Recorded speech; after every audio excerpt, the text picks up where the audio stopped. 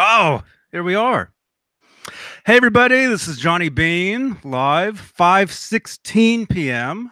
on October 26th, 2018. Wow. You guys don't even know. We had like a pre-show you guys all missed out on. There'll be plenty more, don't you worry. I'm looking forward to it. This doesn't turn off. I try to turn it off and it just doesn't stop. It drives my wife insane. You know what else doesn't turn off? This. The guitar? What are you pointing at?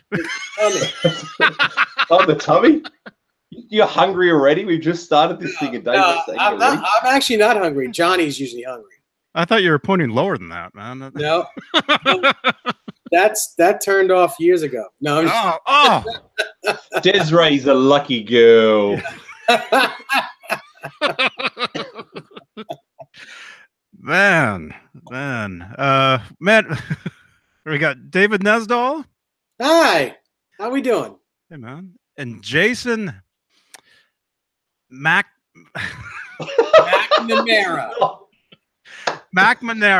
No. Oh. He's dyslexic. What did you go to did you go to church and pray to dog or what? Oh, yes. Oh my God.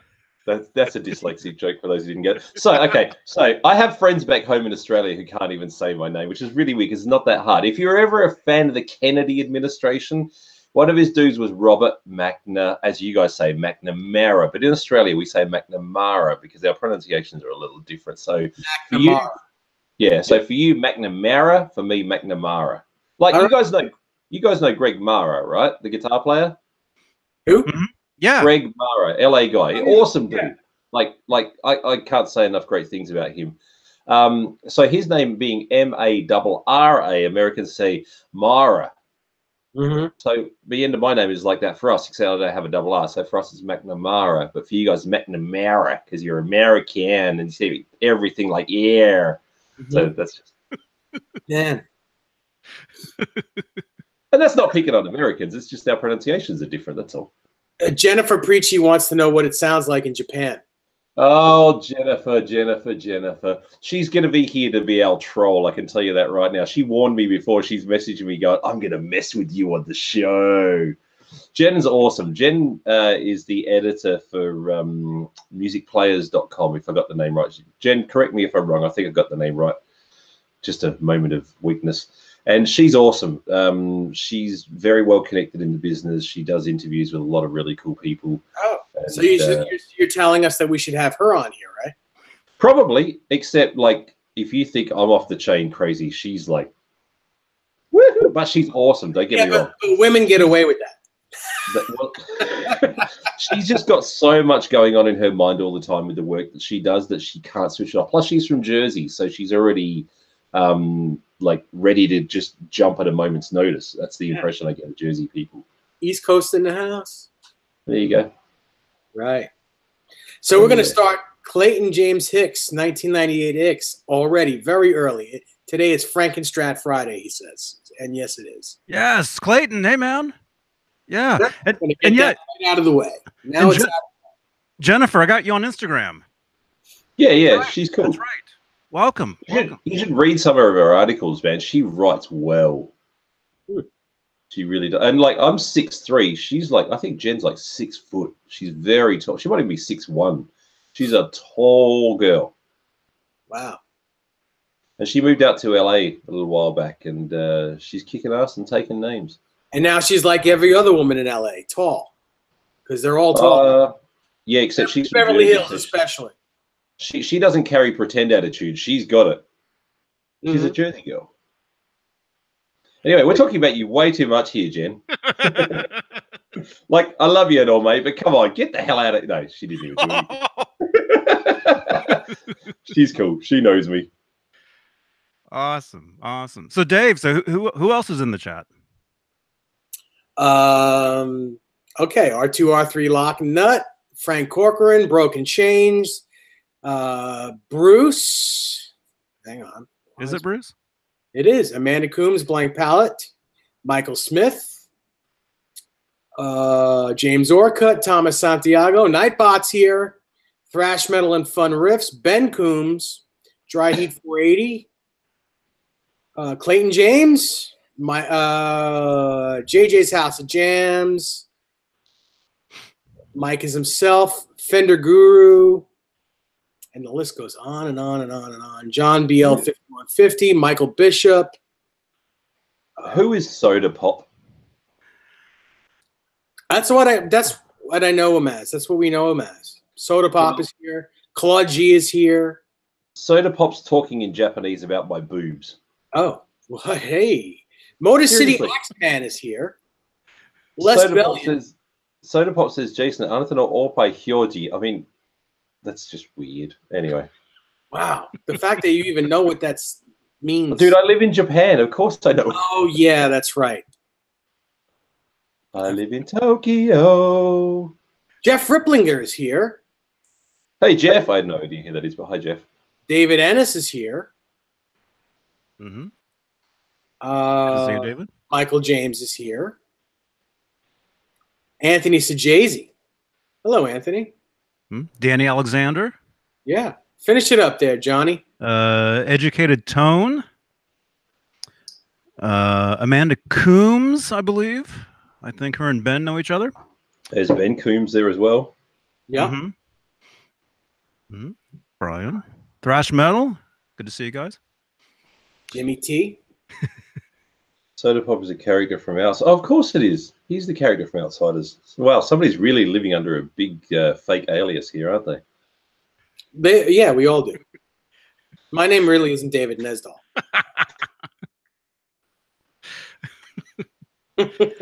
Carlos. My internet connection went funny. I didn't even hear that. Oh. Oh, I don't know if Dave can repeat that.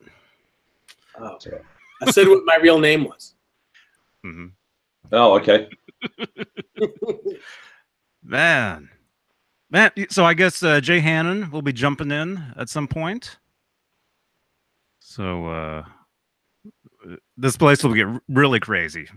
Yeah. Well, I'm going to reveal now to those who are watching that later in the show, I don't know exactly when, I am going to give an insanely cool giveaway that all of you Eddie Van Halen fans out there are going to lose your proverbial doo-doos, because I'm not allowed to swear on this show, are going to lose your proverbial doo-doos over. I have a present that I'm, oh my God, Thrash Metal Rooster's just written a massive Japanese note here. I'll read that in a second.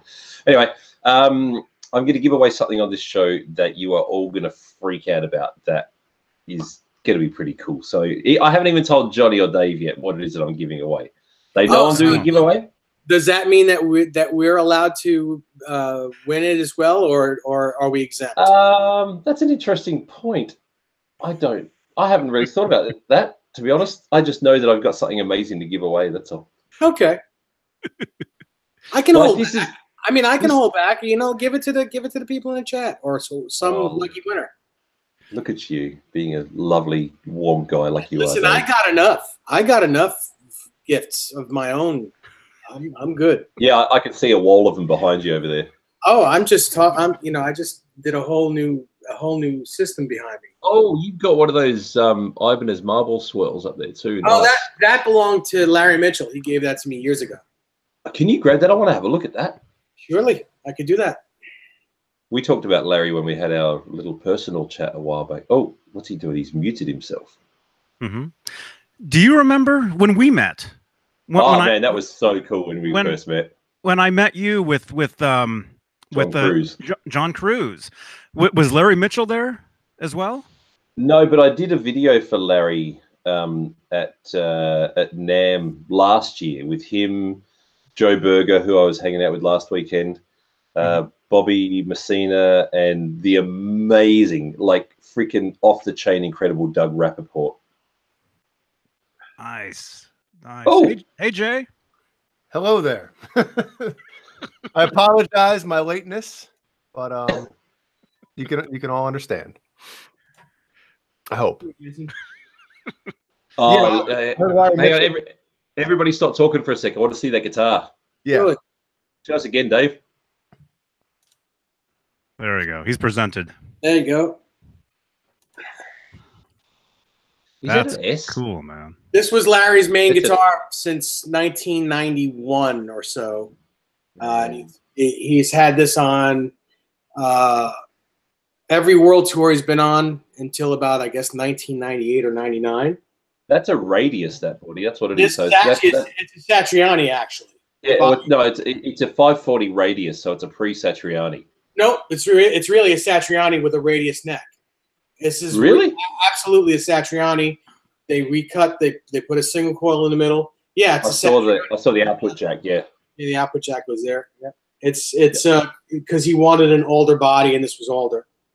Wow. Yeah, of course, yeah, because that is the Satriani thing is older, and that should, if that's got a 540 neck on it, it should have a 19 millimeter width at the first fret, and then a 21 mil at the 21st fret. Sorry, the 12th fret. Yeah, this is a wizard neck. Yeah. I'm an Ibanez nut. Yep, that's what that is. Well, you know what? If we're going to show off our Ibanez's, I'm going to pull out one right now just to get started with. Here we go. Look at this beast. Oh, wow. This is a unofficial Alex Skolnick signature model. Yes. So Alex didn't ever actually play. Sorry, he didn't own this particular one, but he did play it in a video that we made when I was working at Ishibashi together. And unfortunately, that video is no longer available online. That's a whole other story. But yep, that's it. Man, I used to work at a guitar shop in Berkeley, California in the 90s, and Alex used to teach guitar lessons there. Oh, so, nice dude, Alex. So I used to hang out with him in between lessons all the time. And I took a trip to New York City one time, and I went to some music store, and I walked in and I asked them to show me the Alex Skolnick model. And the guy brings me an Ibanez guitar, showing it to me, saying, this is his model, right? And when I got home, I told Alex about it, and he's like, that's not my model. I don't have one. That's the truth. Ibanez never gave him a signature model guitar. Like, he was known. They did all their advertisements on the 540 series, the 540p rather, with him. So there was another version of a 540p prior to that, like longer bottom horn. That was known as a power, a 540 power, but it was kind of like a cross between an S series and an RG with a weird cutout down by the bottom horn and the top horn. It was a very bizarre little thing, almost kind of like some of those late 80s Washburns that were sort of starting to morph a bit. How they had around the top, like if I grab a normal one, up around the top here had a weird little sort of insert cut, and up here too. Yeah. But then he was doing all the advertisements for the ones that were shaped like this. So there was a 540p and then a 540p2. So he did all the advertisements. It's all good, Dave. So Alex did all the advertisements, but he didn't actually receive a signature official model ever, which is, I think, partly why he left. They should have shown him more love. He was Skolnick, for God's sakes. I remember when he left Ibanez, and then he went to Heritage. Yep. Heritage Guitars. And then he actually has his own, I think he has his own model now. I think. Well, he's with ESP now, and he definitely has his own ESP signature model. Definitely. Yeah. And for his jazz stuff, he plays Godins. Well, then, Jason, can I ask you about my, since we're showing off Ibanez here. Hang on, let me see. Oh, you put a pick guard on that. No, it was a 91 Universe that I had it altered. I took the middle pickup. I should say a replacement pick guard, sorry. Yeah, I had them put a Evolution and Air Norton. Yep. They didn't have the old pickups anymore when I got this. Or the pick guard, I'm sorry. So they just put a plain black one on. But yeah, they look a bit funny without the green in the center. Yeah, the headstock does not say Universe. You're right. Do you have any clue like what that would mean? Because on I don't know if it's kind of worn out here, but you can see. I can see that. Yeah, that has it. It's a 91 Universe. That's upside down as well. Why is that upside down? You must have taken your neck off and put it back on upside down. I know that Ibanez back in 2006, this got sent to them, and they did all the, they basically took it apart, cleaned it all out, and replaced anything that was bad on it. But so I'm assuming that when they took the neck off and maybe they put the. Can I see the back of the headstock? Yeah. Oh, interesting. Okay. It doesn't even say made in Japan on it. No, which is bizarre. I'm wondering if that's a LA custom prototype. I would say it's a prototype.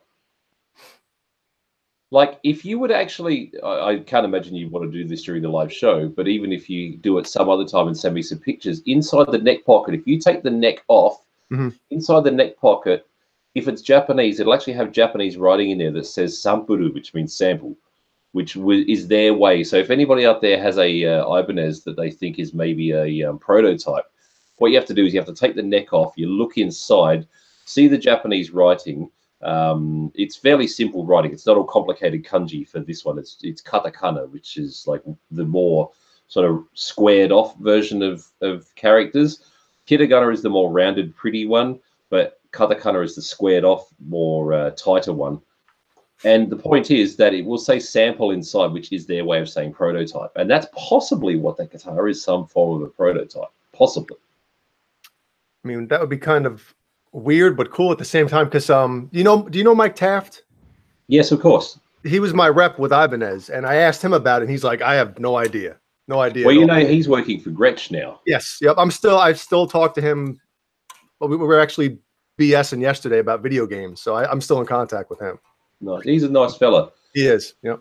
It's funny. There's the triangle of Mike. So you've got Mike Taft, who's now gone from Ibanez over to Gretsch. You got Mike Tempesta, the brother of Joey Tempesta. Sorry, John, not Joey. John Tempesta. So John's the drummer in the Cult now. And anyway, so Mike's the doing artist relations, and then you've got Mike Arrigo, who took over from Mike Taft at Ibanez. So the triangle of Mikes in the A&R job.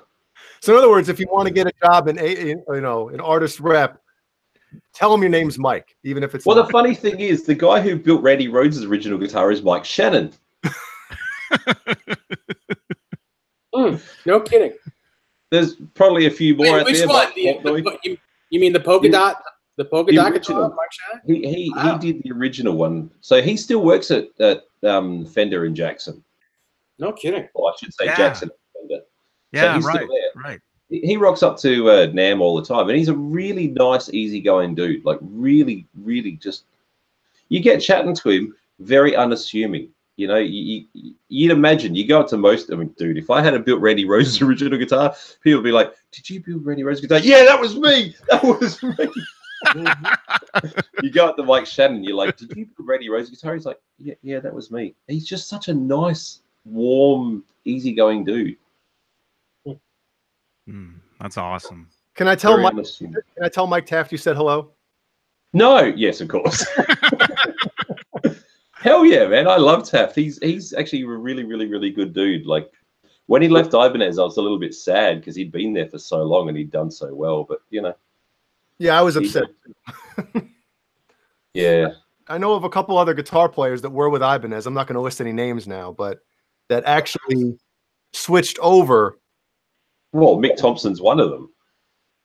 And the whole reason that these dudes do it, but it's true. And the reason that these guys do it is because it's the relationships that matter to them more than anything. It's the relationships. Michael Sweet is exactly that. Like Michael Sweet from Stryper, very, very good friend of mine. And his whole thing is it's about relationships.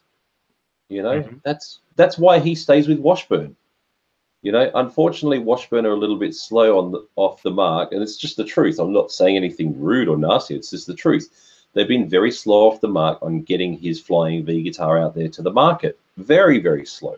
But he stays with them because the relationships that he shares with those guys at the company matter to him and mean something to him. And that's why he's there. Well, that makes sense. That's great. That's great, man. Yeah. Anyway. There's a lot of things going through in the chat, and I'm not reading any of this. I just realized. I'm keeping an eye. Keep an eye. I just look. Sodapop just asked Jason, "Do you work for PRS now?" I don't, but I got to be honest. It's funny. I play Ibanez guitars. Like my whole collection's sitting here. You know, I've got like my double neck over here. I've got all Ibanez's, including Ibanez bass here. I've got a Greco from '77 Strat, which was built in the Fujigen factory. That's also a part of the Ibanez world, because I'll give you an education on that in a minute. But everything I play is Ibanez. But Man, PRS, god damn, they make a nice guitar.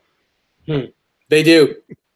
I have sold so many PRSs in my career over the years of working in music stores, and I just love them. I really would love to have one, but it's a lot of money. The problem for me, though, is like when I pick up a PRS, because I've worked in, like, when I was at Ishibashi, so I was there for 4.5 years in Tokyo. Are we going to get into this now? This chat thing just goes wherever it goes, right? Yeah, whatever. So here's the background. I spent 11 years of my life, started when I was 17, working in a guitar shop back home in Adelaide, South Australia, my hometown. Over the years, I spent about 11 years working in music stores.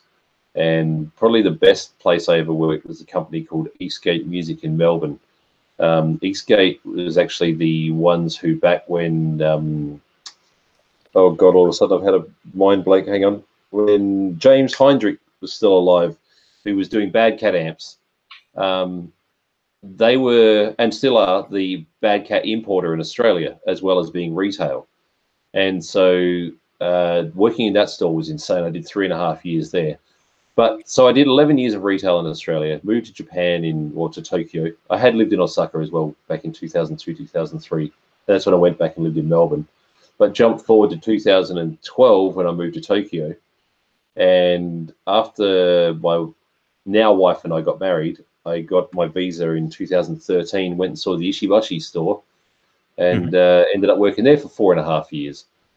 And during my time of working there, that store had, in PRS stock, actually, you know, I'll put this to you guys and then I'll tell you the number.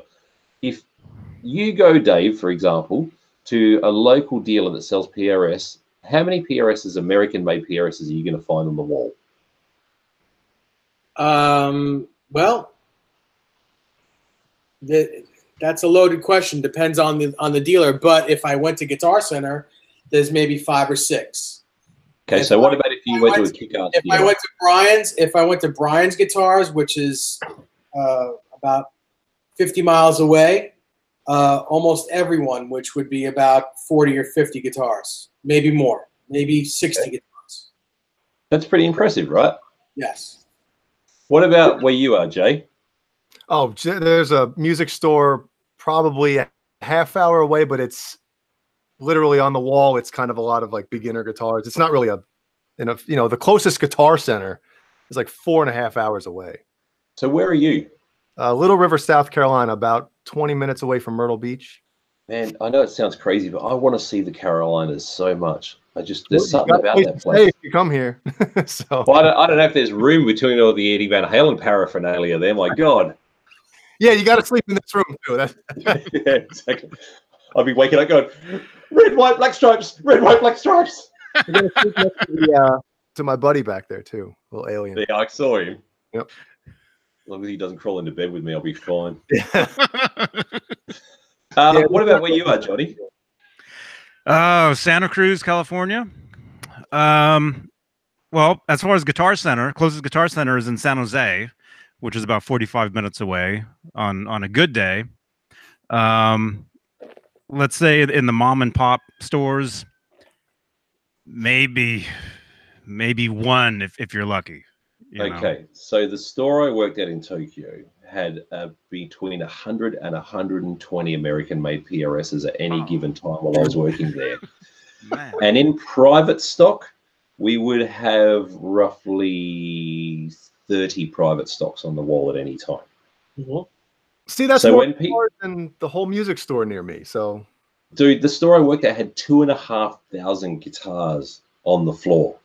So it was the world's biggest. People think it was Chicago Music Exchange, but it's pale in comparison. When I was there, the store was the #1 biggest Gibson custom shop dealer on the planet, bar none. Like, if you had you know what? I might actually have a bit of video here because I've got a bunch of videos on a hard drive here that I kept for moments like this when we get into conversation. Let me find when I had Tommy Emmanuel in the store. You guys know Tommy Emmanuel? Absolutely. One of the best guitar players on the planet, period. Exactly right. Yeah, he is. So I'm just trying to find here. I've got a video of me and Tommy in Tokyo. I'm going to screen share this one. So let me just rearrange my windows here so I can see what's going on. All right, let's go screen share. Hang on, sorry. Okay. You can see the screen now? Yep. Right, so there's me and Tommy. You won't get any audio. This is just us, a cut. So there's like the Fender custom shop area. And he's a telly guy. He loves tellies for electrics. Big time. And it's funny. You can't hear. Actually, hang on. Can I reroute the audio on here? Man, doing things live, it's a little bit of a challenge. Okay, let me see if I can reroute the audio quickly and let you hear this, because this is pretty funny. Okay, built-in internal speaker audio. Let's see if this works. Can you hear this?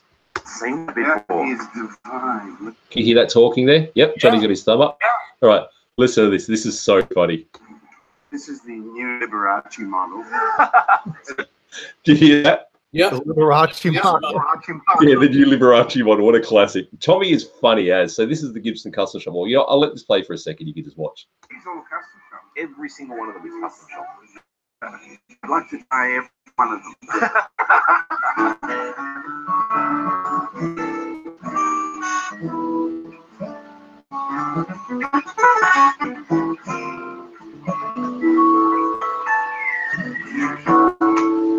Something like that. Thanks.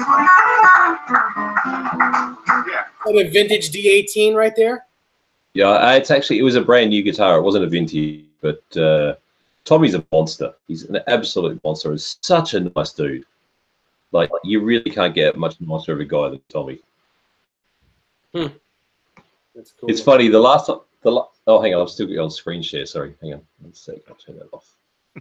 I thought I'd have a bigger range of the shot wall. I've actually got to try and find something else for you so you can see it. Because the Gibson custom shop wall was just nuts. And I've got to say, actually, I read, like you guys would have, that there's a whole new setup of people running Gibson now, which is starting on November 1st. Did you guys see the mail out from, what's their name? Music Trades? No, I haven't seen it, but I know the CEO is a new guy. Yeah, I saw that. Yeah, he's coming from Levi Strauss. It's interesting that how much of this industry is really going for marketing people over music people. But apparently he's been a Gibson collector for a while. He's got like quite a few Gibsons in his arsenal. But it's interesting, like Fender did the same thing. Fender Japan, which is its own entity now, because Fender took back Fender itself to be able to run via America for the Japanese market as well. And their CEO actually comes from Ralph Lauren, or Ralph Lauren, however you want to pronounce it. So yeah, it's the industry is sort of starting to realize that it needs to change things up a bit to be able to keep things fresh. And people are going to give them a hard time because that's what a lot of people who don't really know what they're doing like to do. Hate that. Yeah, it happens a lot. But the fact of the matter is, I mean, for the industry to survive, things do need to change. And we needed to survive. Otherwise, we're all out of a gig. You know, That's true. The scary thing is, and this is a reality, and I see this working in music stores too, the scary reality is that the passion and the fire that we all have for plugging in these crazy things into an amplifier and making noise has just gone down so much in the last 20, 30 years compared to what it was when we were all growing up at the age that a lot of these kids are now. Exactly. You know?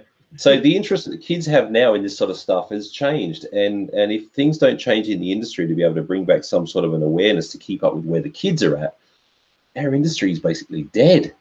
Well, I think a lot of it has to do with pop culture. You know, when, you know, I'm 41, so, you know, I don't know how old you are, but I mean, I'm 46. Yeah. So when I was a kid, I mean, it was, my brother's 4 years older than me. And when he went to high school, it was all hard rock. Everybody was wearing jean jackets. And then 4 years later or 5 years later, when I went to the same high school, it started to turn, you know, So flannel, hip-hop and stuff like that. And ever since then, it's basically been, you know, nowadays I read articles and stuff like kids that are in like junior high that are actually playing guitar and in bands, they like get made fun of and stuff. It's like, you know, the weird thing. Whereas, you know, I don't know. It kind of sucks. Yeah, it does. And is a requirement for change. So bringing in people from industries like clothing industries and so on that know what's going on in pop culture, I think is probably not a bad thing for this business. A shake-up is required to keep things alive. You know, the fear of change is kind of going to be our undoing to a large degree. That's my thought anyway. Kind of like what happened with the music industry in general with, you know, going from like with the whole Napster thing. You know, Lars saw the writing on the wall, but a lot of people didn't. And if you look back, he was right. Yeah, and that's the funny thing. I saw I've just started listening to Joe Rogan. He's never been on my radar until just recently, so I've been checking out a whole bunch of his comedy and a whole bunch of his chats that he does with various people and stuff. And man, Joe Rogan Experience, right? Yeah, he was having a chat with James Hetfield about it, and he was like, Lars was right. And Lars needs to be vindicated for all the crap that he was given. He was bang on. Yeah. You know, he saw the writing on the wall, and he was 100% on it, and so many people missed it. And, you know, the industry's in a lot of danger. Man, this is getting deep. Well, it's the truth, though. It is 100%. So I've got another one to share for you. I found a Gibson one where I did a Tom Murphy guitar. So here you go. You don't need the audio. I'll just give you the video so you can see. So there's all those guitars. My God. That's all custom shop. Everything that you see in this video is custom shop. So if I skim through a bit, if I pause it, it might skim better. So Jason, what would 820,000 yen? What would that be in American money? In Monopoly money? Almost take and get like say 8,200 almost. Say that again. Oh, you can almost. Is everything working? Yeah, it is now. Okay, cool.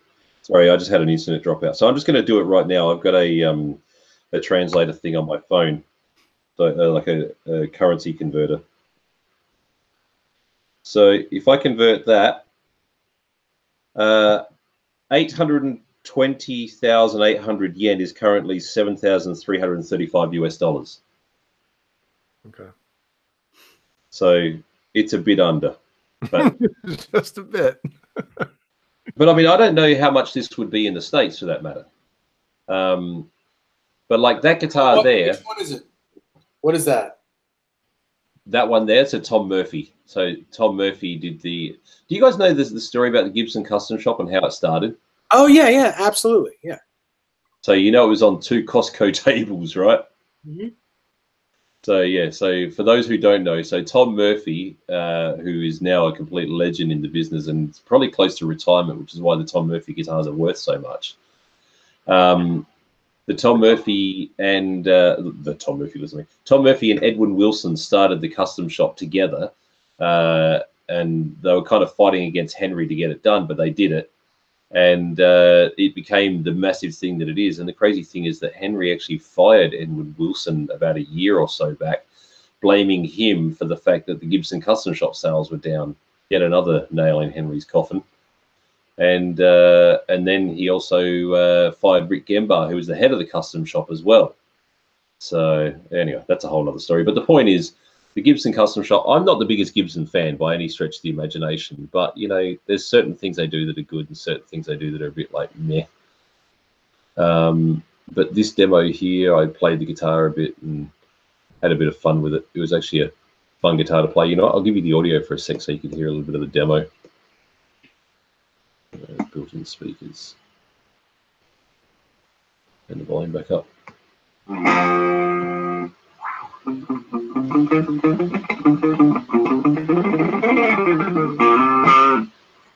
That is phenomenal. That's in the middle position. This was one of the super nice ones. On the neck.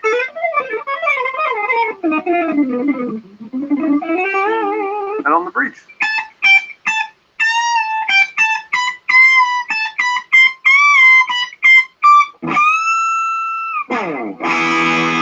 What a tone.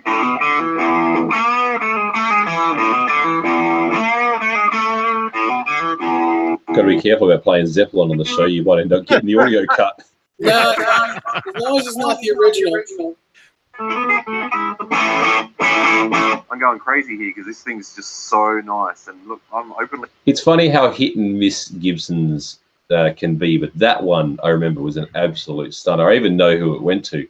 That guitar was a lovely, lovely, lovely guitar. I'm going to say, I'm not the biggest Gibson fan in the world, but this is a damn nice guitar. A damn nice guitar is a damn nice guitar. It's beautiful. It ticks all the boxes. It plays beautifully. The 59 neck on this is just glorious. I just realized as a video editor, because like for those out there who maybe don't know me that well, that's become my main job now, is doing videos. I made a mistake here on my editing. I was actually using this slightly teal green kind of a vibe going on here for when I was playing, and then cut back to a normal unfiltered version when I was talking. But on this particular shot here, for some reason, I forgot to change it over. Tokyo. We've got the 200 Gibson custom shop guitars in the. Oh, there you go.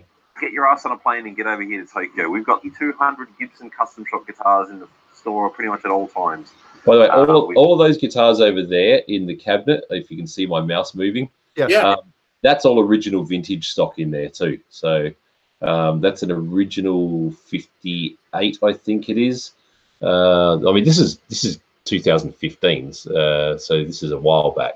But I remember some of these guitars. An original, I think it was a 67 Gretsch just there. That's a Fender, not a Cyclone. I forgot the model name. Cyclone's like a Mustang. It's going to come back to like a Starcaster kind of a deal. There's a 12-string, not a 335, I think it's a 345 there. Version with the block inlays, the diamond inlay in the headstock. There's a whole bunch of original vintage stuff that came through that store while I was there. Got 335 Just quickly, where is? Oh yeah, this one here.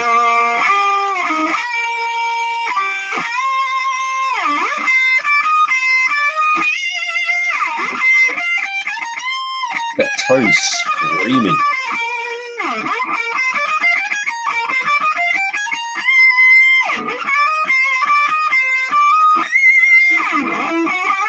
Oops.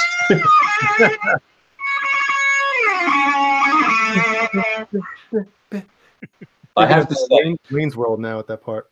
For me personally, that is the single greatest song of all time. And even though the movie's coming out, everyone's going to suddenly be all like, oh, I love Queen, I love Queen, I love Queen.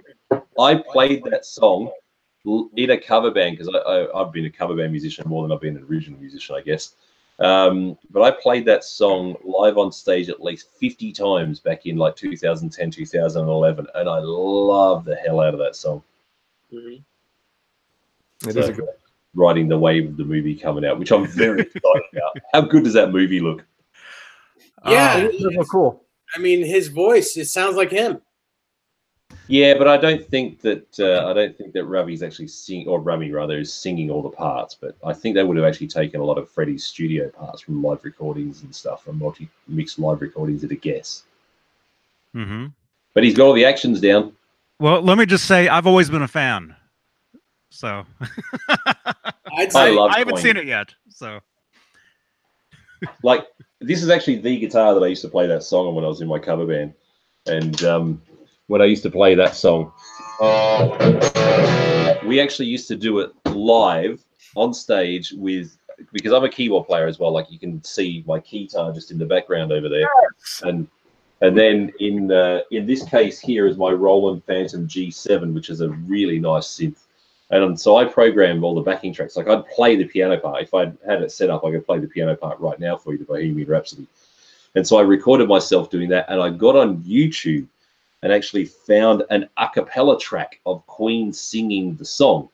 So what I actually did was I cut their original vocals into samples and laid them over the top of the backing track on my keyboard that I played the piano for. So when we played it live, we got up to the... was it?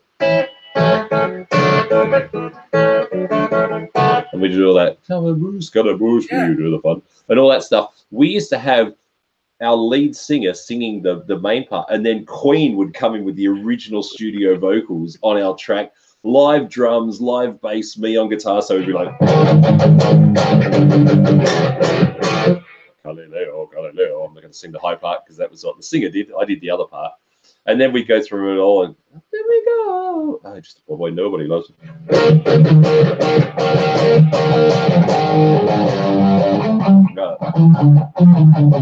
There it is. And we even did this part with the guitar and everything. I don't know too many dudes that have actually taken the time to sit down and learn how that beat goes. So if you want to learn it, here we go. B, A, D, C sharp, F sharp, B flat, E flat. I can't help it. Who thinks of that? Who thinks of that? Who thinks of that chord progression? Freddie Mercury. Right. Well, okay. Really? Was it him? Oh, hell yeah, it was him. Wow. Hell yeah, it was Freddie. Man, Freddie was a genius beyond pretty much everybody. Like, it's insane how good Freddie was. Wow. It's insane. We have a question here from R2R3 Locking Nut. He says, Jason, how was meeting Alex Lifeson like when he visited Japan? Meeting Alex, it was just like the life. Just like that. Honestly, that feeling, like when you hear that riff, you're just like, yeah, and that's what it was like. So, okay, here's the Alex Lifeson story. The Alex Lifeson story goes, I was in the store and I was going from the back office out to the sales floor. And I don't even remember exactly where I was going to. So the back office came from out around the corner through the bass section and then out down one of the side walls to where straight in front of me was the Gibson custom shop wall. It was actually right where Tommy Emmanuel and I were standing in that video just before, but they'd always constantly rearrange the store a little bit. And there was a staircase that, like a small one, it's like 3 steps or something, maybe 4 steps, that goes up to a little raised mezzanine platform. Thank you. That's the word I was looking for. Thank you, Dave.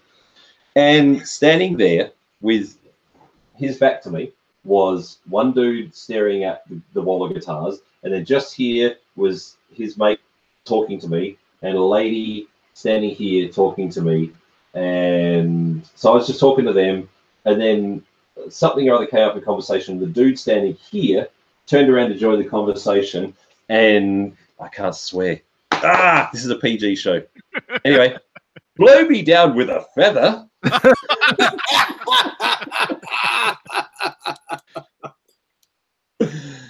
The Van Halen album with Sammy Hagar from 1991. Me dead. I got there. Yes. Van Halen reference. For unlawful carnal knowledge. For unlawful carnal knowledge, me dead. That doesn't really have the same ring. It was Alex Lifeson. And I was just like, this was my honest reaction. I was like, oh my God, Alex Lifeson, it's nice to meet you. That's exactly what I said. Deer in the headlights. Hello. Exactly. It was so cool to meet Alex. Like, my video's still on YouTube. You know what? Let me quickly grab a link. Should I put it in the chat now? People might run away from the show. You know what? Go to my YouTube channel. If you look up Jason McNamara, there are a couple of Jason McNamaras on YouTube, but I'm pretty sure I'll be your #1 hit because I've got a lot of videos out there. Actually, go ahead and message me the link to that, and okay. I'll put it in the chat, and that way it'll be burned into the chat. So burn it in. Future viewers will be able to just click on it, and it'll open up in another window. Great. Well, you do have it because I sent you a great big bunch. Did you get that email I sent you with that billion links to all the videos? Yes. Yeah, man. That. Oh yeah. We should have that. We should have that email on the show, man. Oh man. We were wondering which 20 of those we were going to put on the flyer. It's ridiculous. I just realized the Alex Lifeson video is actually not on that link. That was my mistake. I'll find it. Hang on a sec. So Alex and I ended up, like, we were speaking for about a minute or so, and I said to Alex, hey, actually, I've got a camera in the back, and it wasn't a GoPro. It was, oddly enough, the day before I got my GoPro, the first one, and sorry, I'm just trying to do 2 things at once. Yeah, Johnny, I've just sent you the link on Facebook, mate. Okay, I got it. Anyway, and hey, Bozique, thank you, man. No problem.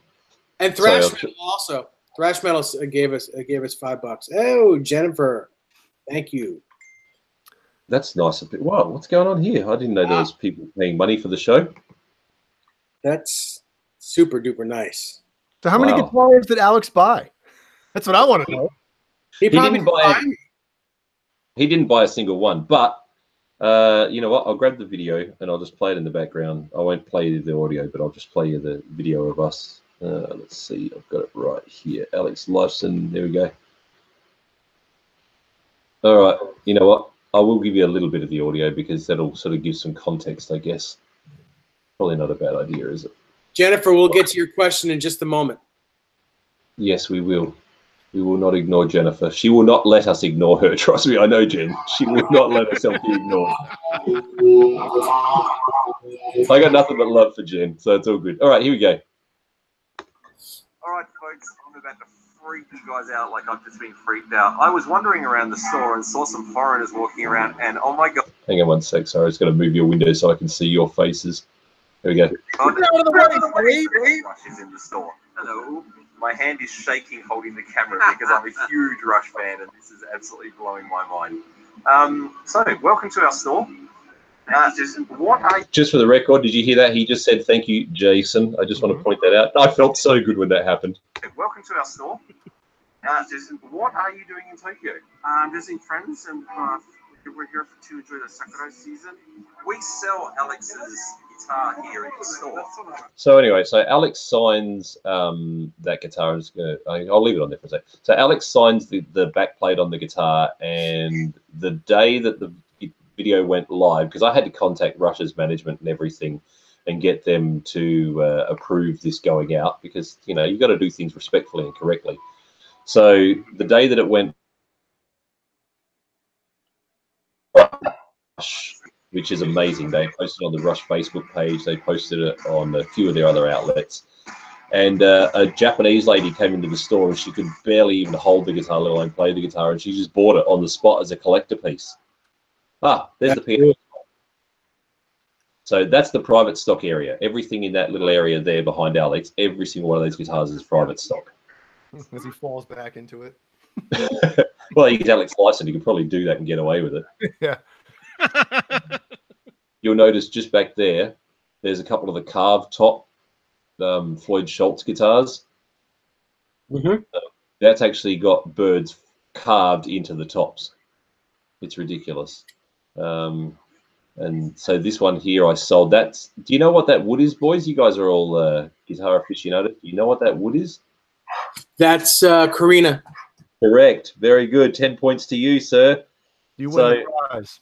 Full Karina body and neck on that guitar with a gorgeous, gorgeous top on it. And here's the amazing thing. If you're a PRS fan, you'll see here, switching on this guitar, this was the very first one of these that was ever made like this. There was never one prior. I don't know if they've made many since, but that's not a Paul's guitar? No, that's not a Paul's guitar. No. This here I sold to a gentleman who I won't name, but he is a Australian guy who lives in Singapore. We'll leave it at that. He actually bought 2 private stocks off of me. Really, really lovely dude. Anyway, that's the volume. That's the tone. I hope you can see my cursor here. Yes. That anybody? Bueller. I don't. As a switch. That's, well, I don't know how clear it is for you guys. For me, it's clear as day. That's a volume pot for the piezo. Okay. So that's a 3-way switch there for going from electric up to acoustic, being piezo, because it's got a piezo bridge on it, and in the middle it does both at the same time. So there's actually twin outputs on this guitar. And then the thing that set this apart is if you know... Oh, sorry, hang on. My mistake. Sorry, that's the pickup switch. Sorry. The piezo electric switch is one of these. Normally on a piezo PRS, it's got a switch there that does that. Sorry, I just remembered because this was the first one they ever did. So I think it's that one there does electric and then piezo at the top and then both simultaneous in the middle. And then these here, if you know what a PRS 408 is, that's the one where it's got the humbucker with a dummy coil underneath one of the coils, so you can go single coil completely noiseless. And Paul Hand does all these pickups himself as his prototypes and works out what his pickups are. So it's basically a 408 mixed together with a P, I think this is a 22 2 fret, this one. So a P22 and a 408 mixed together, meaning you've got yourself coil splits for both individual pickups plus a piezo system on the guitar. It's insane how nice this guitar is. You can see Alex's reaction. Oh, yeah, look at his face. 22 fret guitar. Yeah, he's like, whoa. Yeah, I describe it to him. Like, watch. You can hear the audio if I change it back here. Has, if I can get to it for a second, I'll show you the back. You're not going to believe this. This has a full carina back, including back plates and everything. That's one hell of a private stock guitar. So the fact that those back plates there, a carina as well, that's really outstanding. You don't get that anymore. Oh yeah, That's sure. cool. Yeah. So when people say to me, why do you like PRS? Well, here's the crazy thing about PRS. Like, I'm sorry if I'm doing a PRS advertisement, but I love these guitars. Even those screws are made by PRS. The only thing on that guitar, as far as I'm aware, that they don't make themselves is the strings. Wow, that's crazy. That was once Like, again another design by one of our That's staff just members as nuts. well. So there's that, Yeah. and then That's great. look at that. That They fingerboard make is them beautiful to on that order guitar. for us. Brazilian. Correct. And then, so there's, oh, hang on, there's more of the private stock range. That's such a beautiful. Spalted maple. Yeah, of course. Well, that's the top of my acoustic, is a spalted. Well, like I said, we've got your Paul Reed Smith signature acoustic in here. I'll show you. So we had one of only 2 in Japan, the very first 2 to arrive. We actually had his signature series PRS private stock acoustic guitar in the store.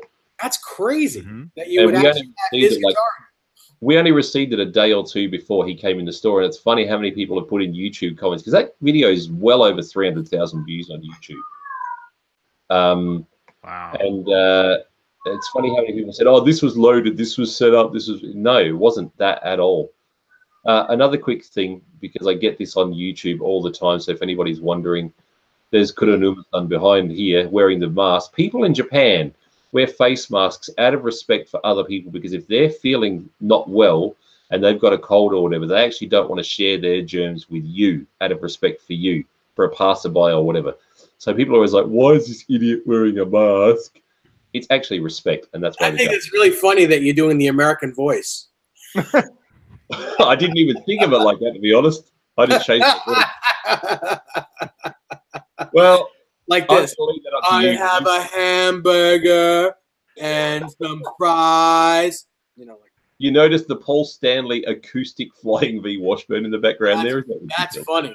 funny. So Alex actually signs on the video here. He's talking about the letter that he gives out for the guitar. You can watch this on YouTube, but there you go. So he signs the case, and Nice. he also hand signs the custom shop certificate that comes with the guitar that's got the specs and everything written on it. Jeez, that's so cool. So that guitar, and this is another thing that's been, like, I wouldn't say controversial, but has been a big talking point on YouTube. At the time that we received that, with the exchange rate where it was, that guitar was going for 15,000 American dollars, the exchange rate where it was.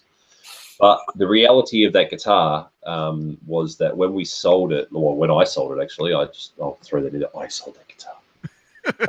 And the dude who sold it, I'll show you the dude who sold it. The dude who bought it came in to buy a Gretsch White Falcon. He was a dude that was living in Hong Kong, an English guy who's back home in the UK now.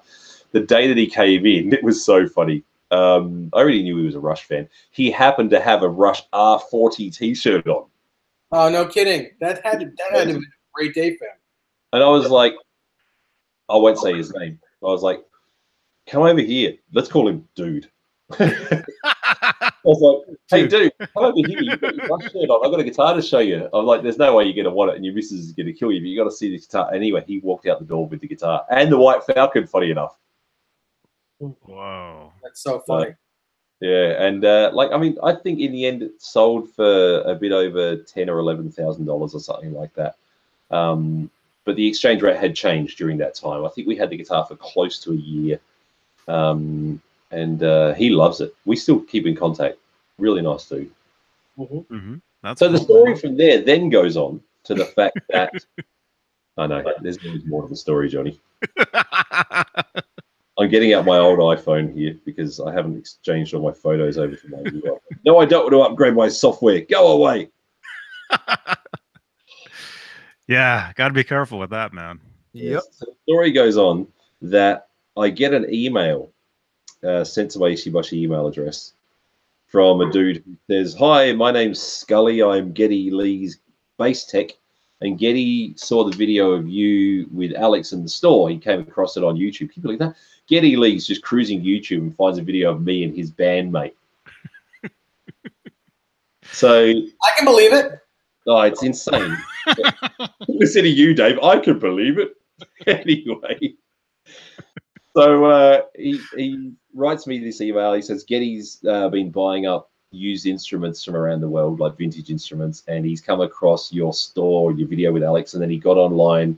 He saw that he got online. That's right. Looked through the inventory. He saw that you have an original 1962 jazz bass. Of course, I knew it was going to be a jazz bass. I knew it. Bought an original 1962 jazz bass off of me. And that's a clean one, too. That's super clean. Yeah, it is. It really is. It's a very nice bass. So Geddy bought this off of me.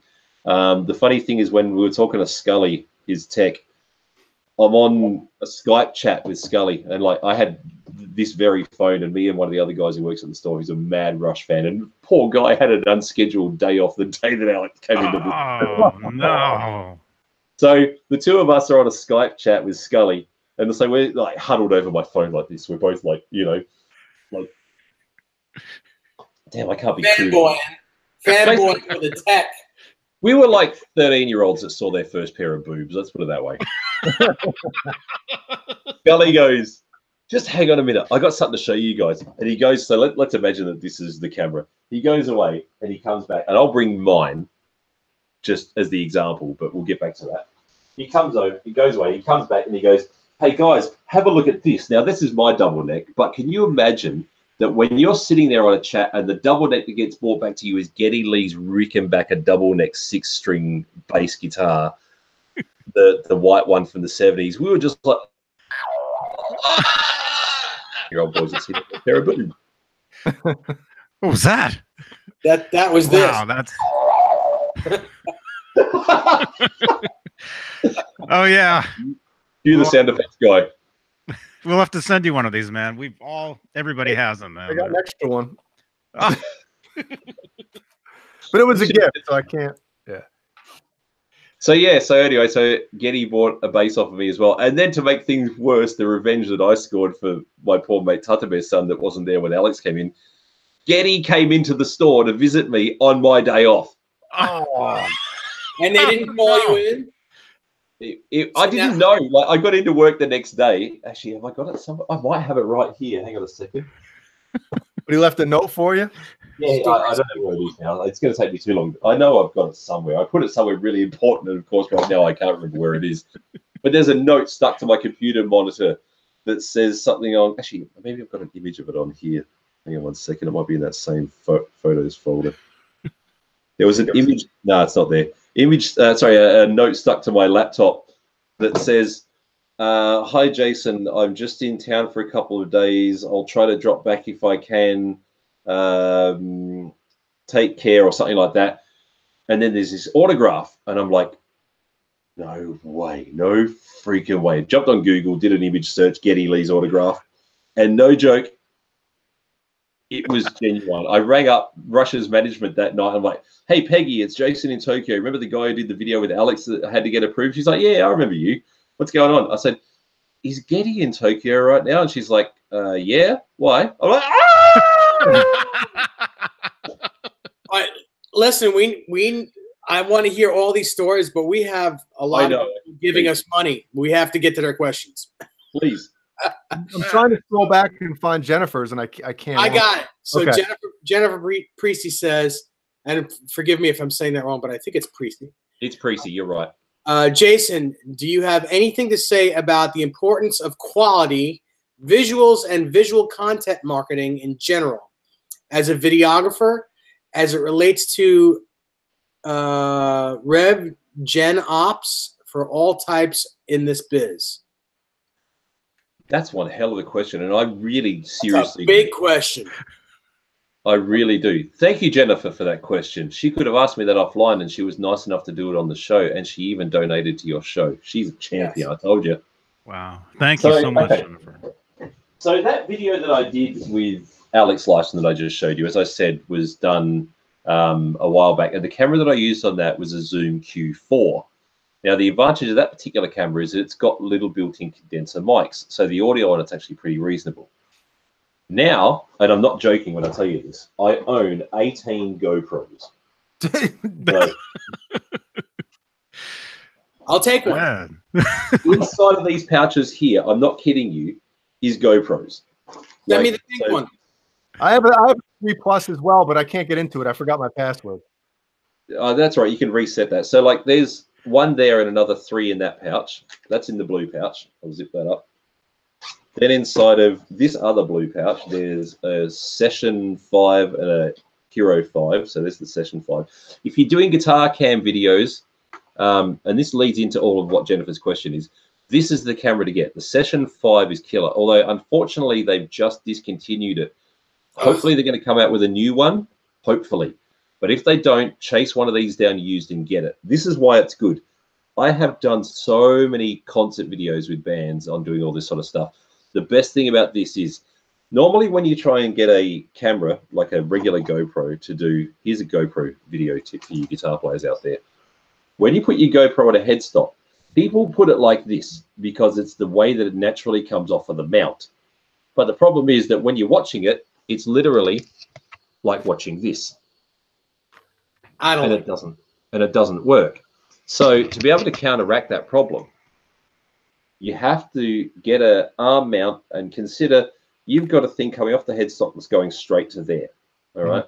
You have to get various pieces to put together to be able to end up having that mount so that it swivels from here to here. And that's really hard to do even with GoPro mount pieces. So this wouldn't work then, right? I have the... That's exactly what I've got. I've got a whole bunch of those, Jay, and they're awesome.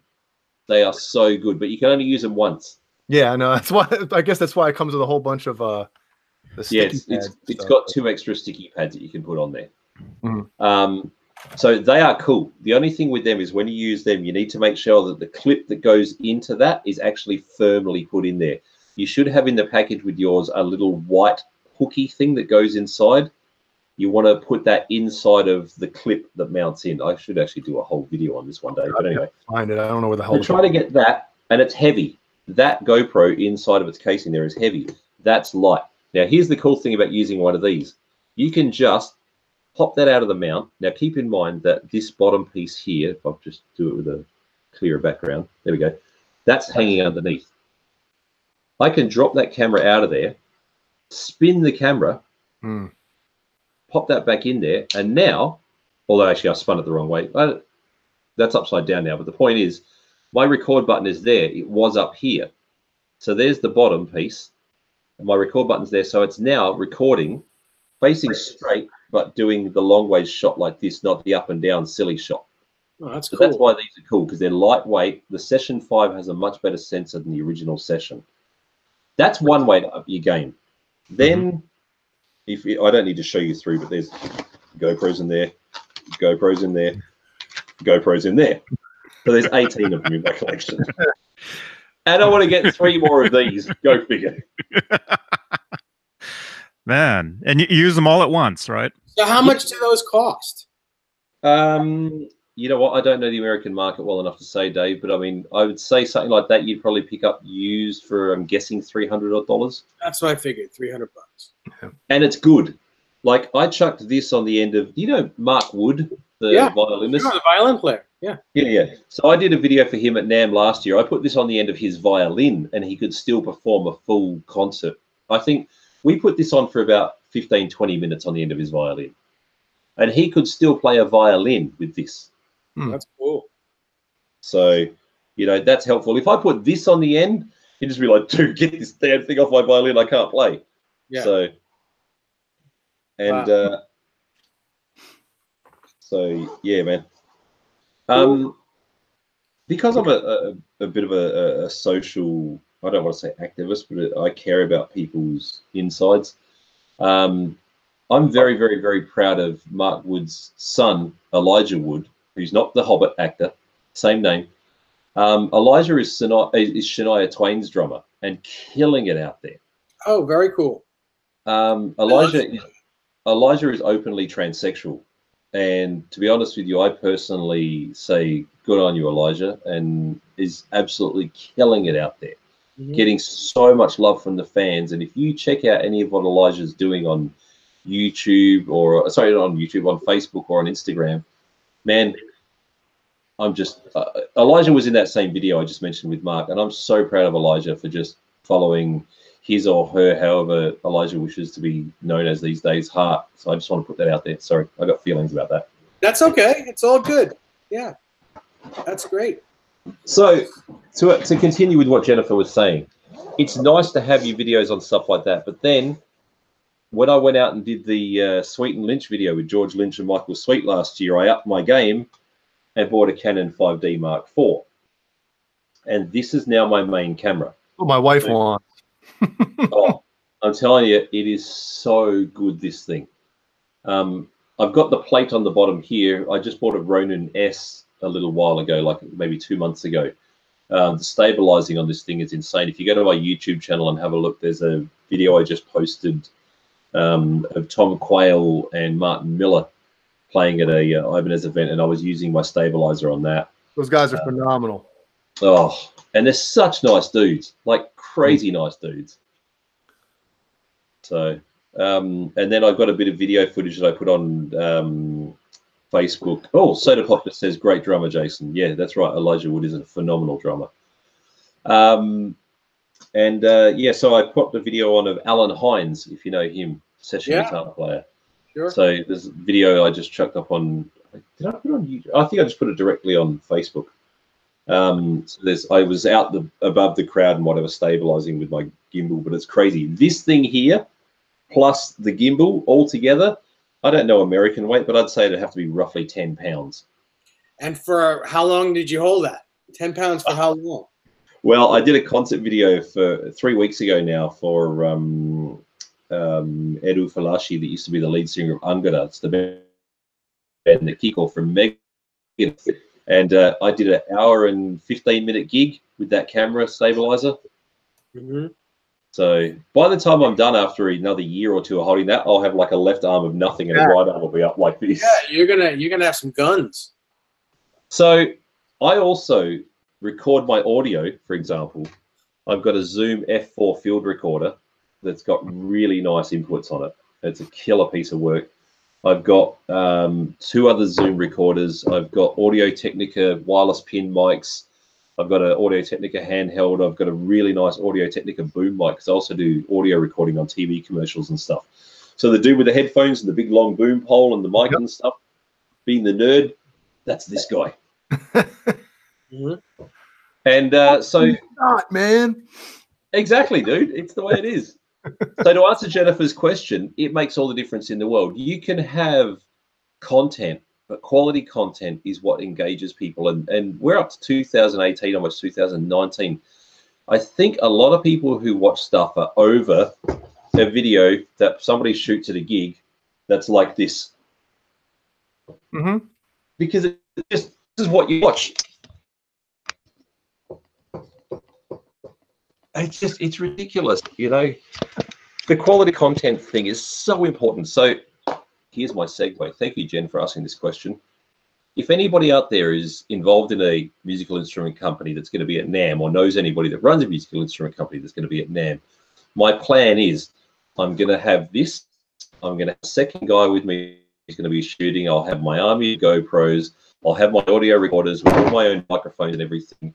And for a fee, because I can't do it for free, I'm going to come out to NAMM 2019, bring all my gear. I can edit very fast because I've been editing for a long time, and I do a very smack bang on, really killer job. And I'm going to basically, instead of having 50 or 100 guys standing around with their iPhones who are all shaky and crappy audio and whatever, make them full on-point videos at NAMM, so that way there's quality content getting out there from NAMM this year. That's what I'm putting out there. Cool. Then I really don't have to go, because I'll just watch your stuff, and it'll be like I'm there anyway.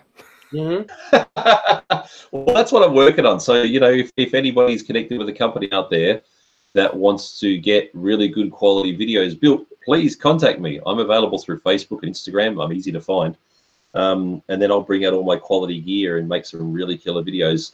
So, for example, I was talking to I don't really want to give anybody away yet because we haven't got a contract or anything signed yet. But I was speaking to a manufacturer who makes amplifiers, and he's got some pretty big endorsees who are coming out to do videos. And I was with him last week at the Guppy Fair here in Tokyo. And I said, well, look, this is my proposal for NAMM. Told him what I was doing. He's like, this is awesome. We definitely need to do this, because a lot of the companies are realizing that crappy videos on Facebook, as much as what it's nice to have, and the spread and the stuff out there is good, quality content makes all the difference today. It really does. And that's why I'm glad I've gone from playing guitar in a band to doing this, because it's working for me. Excuse me, I need water. Oh, wow. While you're getting water, I'm just gonna thank Mr. BHB Jr. Bruce. He says everyone's doing it, so I better jump on the bandwagon. He just gave us $5. Thank you. And Jason Wade just gave us $20.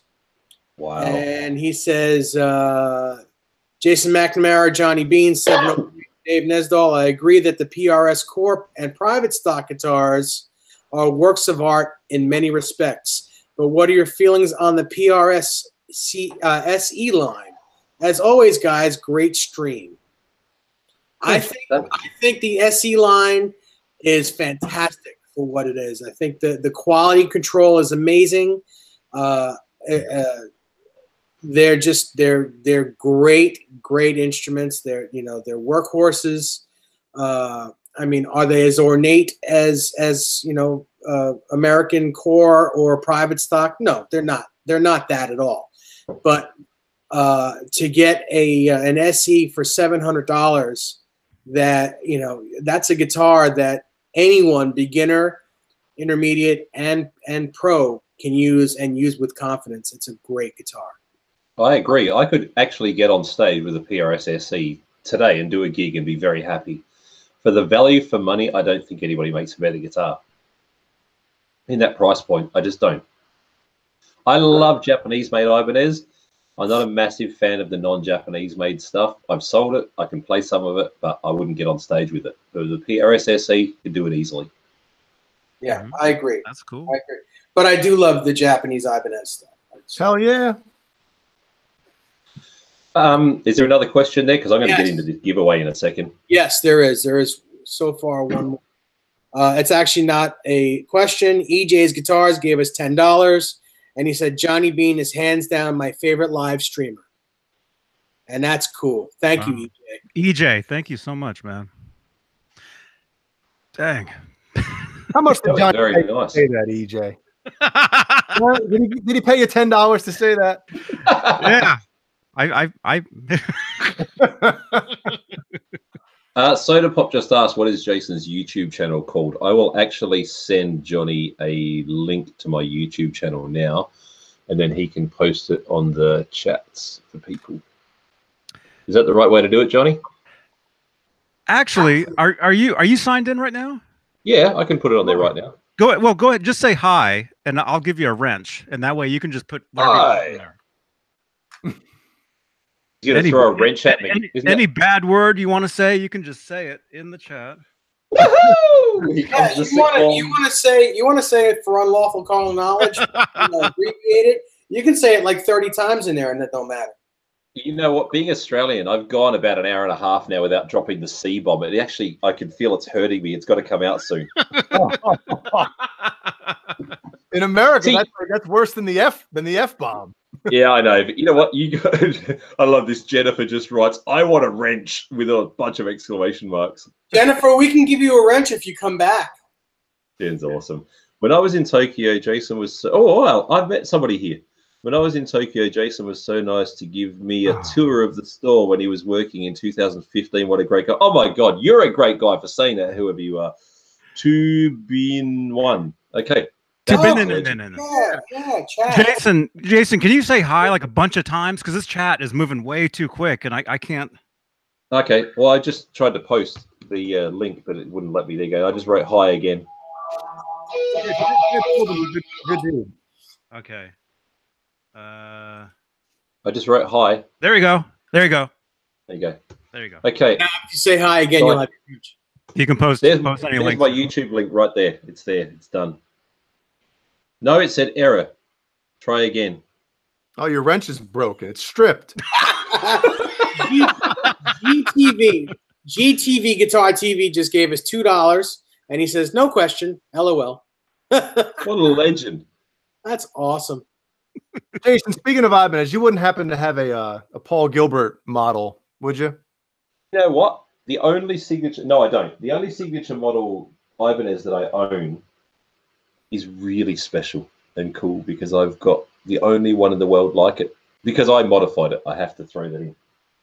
So I have one of these bad boys. Oh, look! 7 with a mirror guard. Yeah, but yours... Twins. We're going to be twins. Hold on. I can see yours in the background on the rack. Why did he pause his video? I already know it's there. Well, you don't know if I'm wearing pants or not. Oh. So Tell me, big boy, are you wearing pants, big boy? So what'd you do to yours? Pants or pants? Pants. Wearing pants. You might want to watch Dave, it. what the... is that like asking for coffee? Coffee. Coffee. So, here you go. This is what I did to mine. Tell me when you realize what it is. Took the middle pickup out. Wrong. Oh, you put a piezo in it. I've got a piezo 7-string bridge on my 7-string Steve Vai guitar. Oh, wow. So I bought this aftermarket from the Ibanez guys because I'm a little bit connected with those dudes. And so I've got a double-edge piezo bridge on there. And then there's the regular output there, and then there's my extra output. And I actually must say I should contact Adam Reaver and get some springs rather than using this stupid stuff inside. I have a face cloth cut over my springs in the back here. So here's my plug. Adam Reaver, FU Tone, makes silent springs. He's the man. I actually, when I was Silent springs? Silent. Oh. Silent. Something I'm not very good at. Silent springs. What year is yours, Jason? Mine's a 99. Oh, you son of a... I got a 2000. Damn it. So is yours, the back of your neck, is it the same as mine? It doesn't have the stripes? Yeah.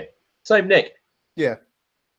That's Except funny. this neck isn't as nice as the 91 Universe neck. Well, that's yeah, I know. The 91's insane. Yeah. Yeah, the 91's beautiful. And then I also... It's nice, though, but it doesn't like this... Because this was my main guitar for a while, and then once I touched that 91, I was like, oh, my God, I have to have this. So. Yeah, the 91 neck is insane. It's actually... The 91 neck is quite reminiscent of an old 63 Fender neck in the feel of the wood grain. Yes. The wood grain feel. The shape and radius is nothing alike, but the feel of the actual wood is so similar to that classic Fender. But I'm going to go one further and say any first generation gem is going to feel that way. That's true. You're right. You're bang on. So, Jay, you'll like this. On my double neck here, so 12 string up top and... Wow, someone has a 12 string that's actually in tune. Yeah, I tuned it last night for the show. Man. So I've also put a piezo bridge on the 6th string of my double neck as well, and then there's the output on the back there for the acoustic, and then on there for the regular. And so now I've set it up that that's actually a volume pot for the acoustic. That's still the regular volume pot for the 12 string, and then we go electric or acoustic, and in the middle, for some reason, this switch wasn't 100% compatible and stays on electric. It doesn't do both, but I don't need it. And I've also put Oyster piezo sensors underneath the bridge here. It works and sounds good, but it's too quiet, so I have to use a booster pedal on this to be able to go from the 6-string piezo to the 12-string piezo. So I've actually done Stairway on stage a bunch of times. I had a video on YouTube that, of course, they silenced the audio on.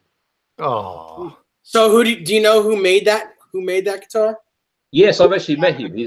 His name is Imafuku-san. He's the guy that did the prototype for these, and I showed him some pictures of it, and he's like, I made that guitar. I was like, yeah, I love my guitar. Wow.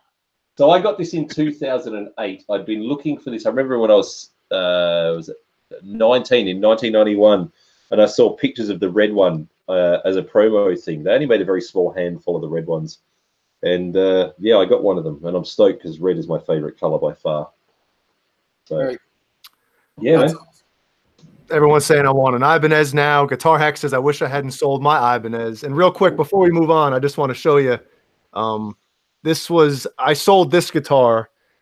This is my 92. Look at the shark tooth inlays. You showed it before. Another guitar with the shark tooth. Is that you or a really skinny Kevin Smith with his jersey like that? I'm the guitar, but yeah, an RG 760, 1992 RG 760. Oh, it is a 760. You're right. Yep, it is. And I sold it to a buddy I worked with probably back in 2000 and I want to say maybe 2002, and I wish I could get it back because that was my first like real guitar, and it was awesome. But I sold it like an idiot. It hurts. And then, like, this is how much I got a thing for red. Even my guitar is red. Those things are awesome, man. Yeah, man. So this is a lot of fun. But it's got mini keys. So when you got hands as big as mine, like I've put my hand like this with Steve Vai before. And if you've ever met Steve, my hands are just as big as Steve. I can't play like Steve, but I've got the same size hands. So when I play on this guitar, it's a little bit hard for me. Like I find myself quite often accidentally overshooting notes or undershooting notes because my hands are just so freaking big that it just doesn't really work the same way. But it's still fun to have. Mm-hmm. Yeah, cool. I remember shaking Steve's hand a few times, and my hand got lost in his hand. Yeah, he's got big hands, that fella. So, Jason, then I know Steve Vai, I saw one interview he did, and he held his hands up like this, and his right hand, his fingers were like this much longer. I know, it's ridiculous. He said when he was a kid, he would stare at his right hand and will his fingers longer. And I'm like, what? Well, it worked, didn't it? But he said it worked. He said it worked. He's like, look at my hands. Look at my fingers on my right hand. On my left. Here. Yeah, here. Yeah. Oh. I might have a photo here. Thank you, Scotty. Thank you, man. I should have a photo here of Steve and I doing exactly that. From 2000. And actually, it's funny because this, oh, you know what? I don't have a Paul Gilbert guitar, but I got a photo with Paul, but everybody's met Paul. He is eccentric as it gets. Yeah, he's very cool. He's cool, but he's a bit out there. I remember I actually drove Paul home from a guitar clinic in Geelong. So Geelong is 70 kilometers. I speak kilometers, not gibberish. Miles. Did you like that one? Miles. It's called gibberish. Miles is a trumpeter. Miles Davis. That's who Miles. Anyway. Do you know? I'm going to rag crap on America here. You are the only country in the world that still uses the imperial system. Yes. We're not imperial troopers. Oh, yes, you are. Think about this. Now, how many millimeters in a centimeter? What?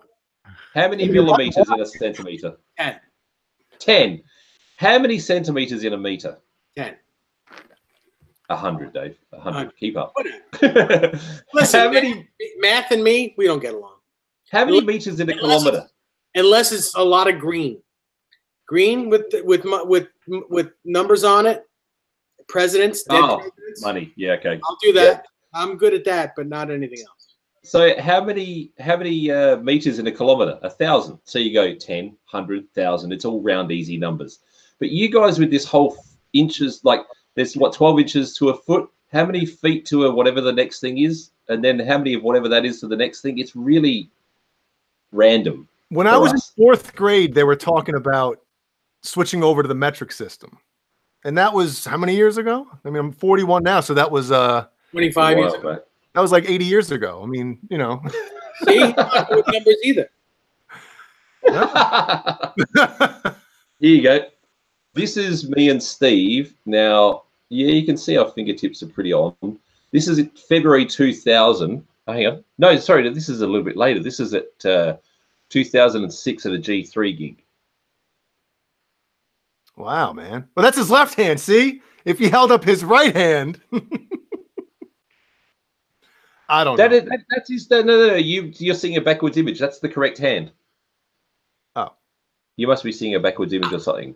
No. Because that's us both. Hang on. That's me holding up my right hand, my picking hand, and him holding up his left hand, which is his fretting hand.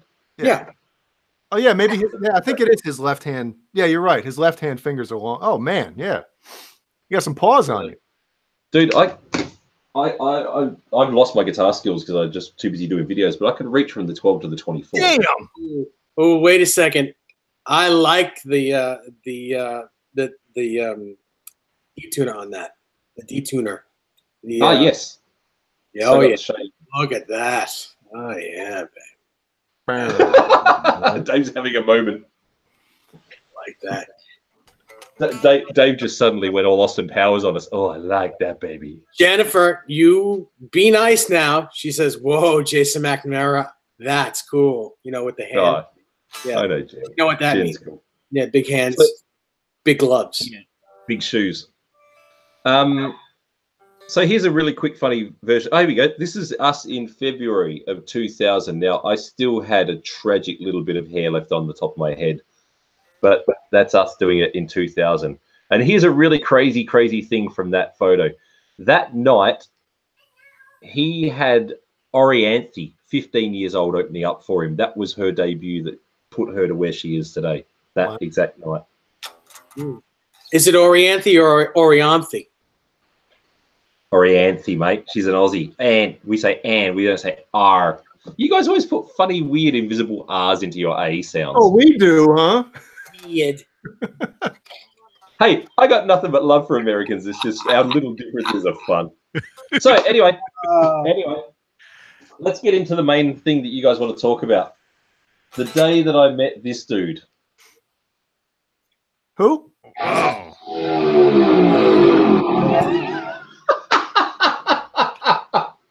Oh, Dave, you're a champion. So this one here, he actually signed for me and just wrote "Domo Dude," which was pretty cool, and signed on there for me. That's a Japanese pressing too, by the way. Oh man! So that's a Japanese pressing, Very and cool. then I couldn't tell by the Japanese letters on it.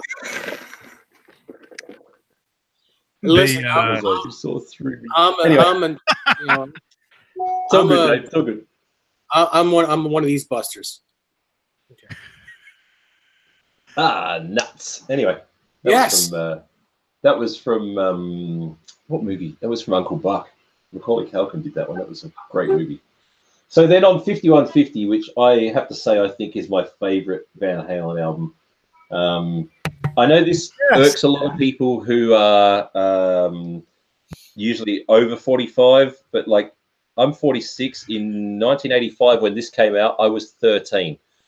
I'm more a Sammy guy than a Dave guy. I can't help it. It's what I grew up with. It's understandable, and it doesn't matter who sings. Thank you. Because even Gary Sharon has his place. Absolutely. And Mitch know Malloy. Gary. And Mitch Malloy. Oh, there you go. Yeah, he was in the band for like 30 seconds. But was there. That's what counts. I know Gary, and I love Gary. Gary is a fantastic stand-up dude. Anyway, so he wrote on here, Jason, had a gas yesterday. Look forward to next time. All the best, Eddie Van Halen 2017. And there it is, signed by the man right there. Wow. That's awesome. Now, when you pulled that out, was he like, "Oh man, sign Sammy stuff"? Let's just say, oh, by the way, and then Japanese stuff inside too. Let's just say that I don't think a reunion with Sammy's going to happen anytime. It's not my place to say more, and it broke my heart a little bit to discover that will never happen. But man, I wish Sammy and Van Halen would be back together, but that's just the way it is. Now, look, here you go. See, the whole reunion thing, I'd rather just see them be friendly again. That would be fine with me, you know. Wouldn't we all, though, just love to have the Best of Both Worlds tour with Sammy and Dave on the tour with the guys? I just think that Sammy overstepped with his book and, you know, said some things that even though it was the truth, maybe wasn't his business to say. Yeah. And that ruined it. That's why I'm careful when people ask me the question. You know, I don't want to go overstepping my mark either, because I'd like to be welcomed back someday. Jennifer's just jumped in there, Dave. Yeah. You see the chat there? Oh yeah, yes. Jennifer says after you're done with the EVH story, tell Pete Thorne's EVH story if you know it. Special, genuinely, if told correctly. I actually don't know the full story. I don't know it. I don't know it either. Jennifer, and if you want to tell us, we'd be happy to hear it. Soda Pop, you're right. Gary Moore is my absolute guitar god. Like 100%. Gary Moore was the man for me. Like, if it wasn't for Gary Moore, I wouldn't have learned to play fast. Anyway, I want to get into this quickly. So I have something very special here. And Dave, you're going to have to be ready with the chat because it's probably going to blow up in a minute when I do this. Yes. And I'm just going to keep my mouth shut. I love Johnny's grin. I can see Johnny's got this grin on his face like, what's coming? What's coming? I want it. So when I went out there, we had these brochures that were made that were photos that Matt Bruck took. I have to say, Matt Bruck, photo credit there. And this is this brochure on Eddie and his gear and all this stuff from back in the day. And it was only available here in Japan, obviously, because it was a thing for the store. But I took a few of these with me, and I've actually given one away to a friend of a friend who this meant the world to. But this is signed by Eddie. Very cool. I love how the room went silent. Johnny's just like drooling. So yeah. I'm going to give this away to one of your viewers, which means I've got to personally post it out to you. But it's all right. It's not very wow. I'm going to give an Eddie Van Halen autographed EVH brochure that was done in conjunction with Young Guitar, which is the Japanese brand. And this is for somebody to win. Now, I'm going to, let me think of, you know what? I'll leave it up to you guys. I don't want to make this go via donations because that's not really very fair on people. Because bidding wars I'm not a fan of. I'd rather do it for free. I have an idea in my mind about what the question or something I could do, but this is your show. So I'll let you guys, if you've got a particular thing in mind that you'd like to do to be able to decide who's going to get it. You have a quiz thing or something or other that you'd like to do? Whose name begins with a J and last name begins with an H? I think that since you're giving it away, Jason, you should be the one allowed to come up with the question or however you want to give it away. Yeah. If you want to if you want to swear, say any bad word you want to say, man. When you're giving away a genuine Eddie Van Halen autograph, I guess you can get away with a lot. You know what? I'll make this kind of fun and simple. All right. I actually we're exempt, right? The three of us are exempt, right? Well, to be honest with you, I don't think you guys know the answer. Okay. You may. Like people will have to take a stab guess. The only person that might already know it is Jennifer. So if you know it off the top of your head, Jen, I'm sorry, you're going to be exempt because you're going to jump in too quickly. But if you genuinely don't know it, I guess you could go into. Between, I think it was 2007 or 8 up until about 2009, I played keyboards and second guitar in a Van Halen tribute band back home in Australia. What was the name of our Van Halen tribute band? Oh, hold on. We should be exempt. we should be exempt. There's no way to win that.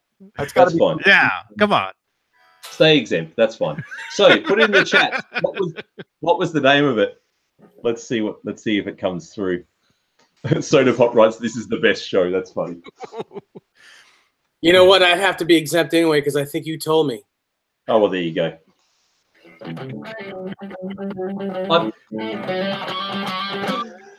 That's my favorite Van Halen song, man. Except it's not Van Halen. Oh, Mr. Yeah, Beane. I'm aware it's Mr. Beane. Let's see. No, the band was not Panama. Now, somebody called John B 5150 or John Bill, if I'm getting it. John anyway, wrote X Halen, and here's a funny thing. Oh, Soda Pop's already won. The answer was Van Hagar. Soda Pop, you win the prize. Oh. Well done. Way to go. Yeah, I knew that. You did tell me that. There you go. So,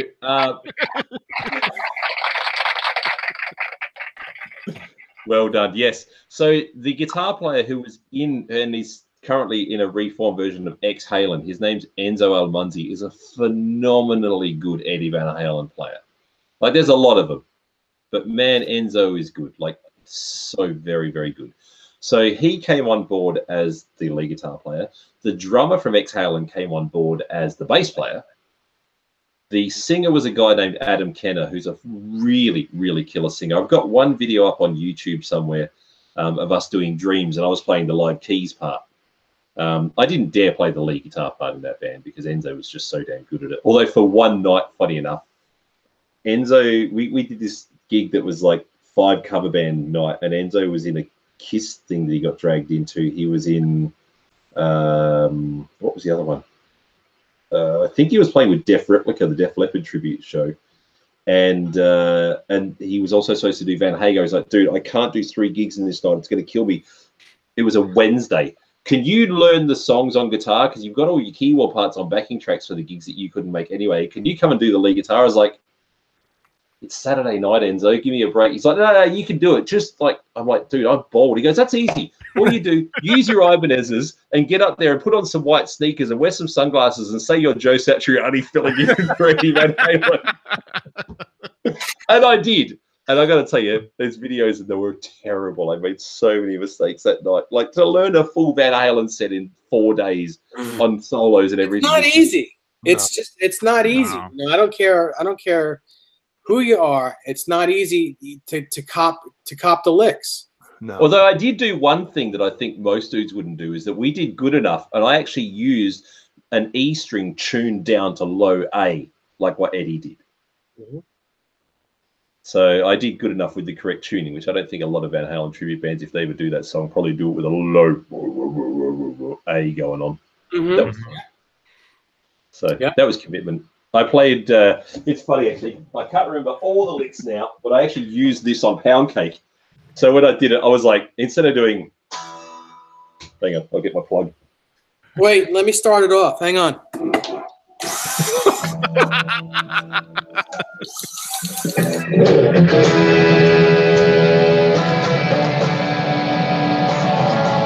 So instead of doing that, I actually did it on the 12 string and I went like this.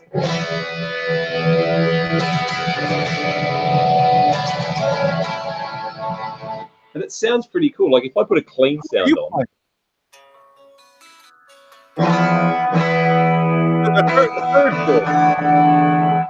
See, I didn't even, I haven't played it. Oh, I played an A like that. I would do it without doing the it third. wrong. I would do it without the third at least. Pull I'm your probably first- doing it wrong. just pull your- Ah, of course. Yeah, of course. Sorry. Yeah. See, I told you I haven't played it for a while. Get a 'cause video you, out here and find out how he played it. you got the 2 drones on that one and the 2 drones on the D. So, of course. It just sounds nice on the 12 string. So I did it with this. Oh, yeah. Sounds good. Yeah. Just because I could. Mm-hmm. And you know he did use a 12 string on the record for Yeah. that part. Hence why I did it on a 12 string. Yeah. Wait a minute. Soda Pop, are you serious, man? What did he say? Soda Pop? Repeat it, man. He's saying to give it to thrash metal. He says he's did I read that? I think repeat that. I don't want to say anything weird. Okay, congratulations, Soda Pop. Also, Jason, if you can say something in the chat real quick, I can see if your wrench is there now.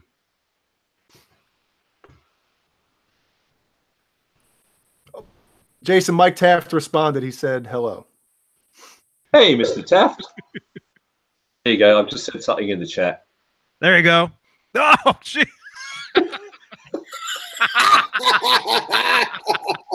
Yeah, I knew he's you got guys it, would all like that. Oh, He's there got you him. go. He's got a wrench.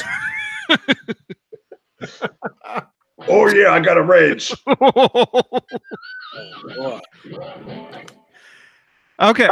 Oh, Soda, wow. He gave it to John BL. Soda Pop gave it to John BL because he's a bigger fan. Awesome. What a legend. I want to meet this Soda Pop dude one day, man. He just seems like a nice dude. Awesome. That's really nice of him. Well, man, congratulations, Soda Pop, and congratulations, John BL, man. Yeah. Wow. So to do this, John BL, just hit me up through Facebook. I'm easy to find. Just if anybody wants to follow me for whatever reason on Instagram or Facebook, just look up Jason Video Music Tokyo as one word. I'll repeat that. Actually, I'll put it in the chat. Hey, John B, I'll give him your address. You can actually just put the link in there. If It'll you just be got the fine. link, you can put the link right in. Okay, I've got to fish it out. You just go facebook.com/Jason Video Music Tokyo, and that's where you'll find me. And then on Instagram, I'm on the same thing. So and yeah, all your stuff is on your website too, right? Yeah, so just links. jasonmcnamara.net has got. Although I haven't updated it for a while, my website's terrible, but the videos are really cool. So that's kind of a weird thing. So right now we have 64 people watching. We have 30 thumbs ups. Oh, Wow. Thumbs up, and I forgot. Yeah. Thank you, people watching. I really don't feel like I'm that special of a guy. I'm just a normal everyday dude, but that's really nice. Thank you. And hey, Jennifer, thank you very much. Yeah, where'd he go? Oh, I think he has to use the room. Yeah, that's Howie. That's Howie the Dalmatian, which he's also on Instagram. Is it Dalmatian or Dalmatian? Dogmation. Mm-hmm. He's an act. We were actually walking with him one time, and a little kid says, "Look, a Dogmation." Because it's Nesdal, not Nesdal. Yeah, this is Howie, and yeah, he is. He's on Instagram. He's on Facebook, Twitter. Just Howie Beane. Half Howie, half Johnny right now. Half Beane. Yeah. Do you want to hear a story about when I went to 5150? Yes. Yeah. No. Oh, man, we're out of time, man. Oh. Yeah. Very nice. Well done. So I get to 5150 and I get a tour by, I mean, there's no secret. It was Matt Bruck who gave me the tour. Everybody who's a Van Halen fan knows it has to be Matt Bruck because no one else has that access to Eddie. And Matt shows me around, and I'm looking around at everything and whatever. And this is before he'd actually come face to face with Eddie on the day. And we walk in past the control desk, because I'm sure you guys have seen videos of 5150, so you probably know the layout. Like half of you Van Halen fans have probably drawn schematics of the place. So, yeah, with all the cigarette ashes on. Exactly. So we go past the mixing desk and into the actual recording room. And the room is there, and it's kind of slightly narrower there, and there's some of Eddie's guitars on the wall, and his rigs just sort of near the near where it opens from the entrance into the main room. And then there's Wolfie's bass rig on the side next to it, and Alex's drum kit where it really opens up. So if we look at the space, it's kind of like here, and then it opens up to the big part of the room with Alex's kit over here. And in the back is a kind of a curtain. It's not completely curtained off, but a room that's got curtains coming down. That is the full size of the main room, but it's kind of got like sub walls that come into about there with curtains there. And on this side is all the master tapes of everything along the back wall as well, which I'm sure you guys have seen. And he's got synths over here, but in the middle of that room is his 9-foot Steinway grand piano that he recorded all his piano parts on. Like all the pianos that he's done on the albums over the years. Because I mean, I'm pretty sure I've got this right. It was from the album 1984 that was recorded in that studio, and it was already named 5150 at that time. And then they did the album 5150 and so on. But I said to Matt, can I play the piano? He's like, sure. Knowing full well that it's the piano, and being that I'm a keyboard player, a pianist and whatever, I sat down and I played Right Now on the exact piano that he played Right Now on. So I'm like, and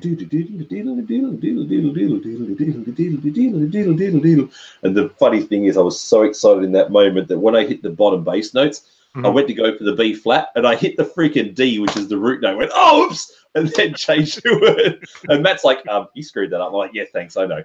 So anyway, so then when I hit the bottom B flats while I'm playing the riff, the sound, the feeling of sitting there on the exact piano that he played that on, and feeling those low B flats, because if any of you guys know anything about a piano, the lowest note on an 88-note piano is an A, so it's one note up. So if you imagine, say, being on an 8-string guitar and playing that super low, what's an F sharp on there, it's like, then you play one note higher, it just has that little bit extra clarity. That's what it was like playing on the piano, and the sonic feeling of playing that song on that piano was like nothing you could ever imagine. It was incredible.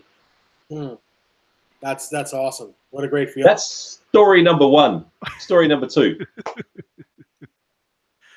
And this is where it gets really good. So we've got all the camera. Like I had 3 GoPros with me, and I had my audio recorder, the Zoom I just showed you. Actually, I think I had a different one at that. And I had that one. That's right. And we had the wireless mics on. I had a little condenser mic pointing up at us to capture audio.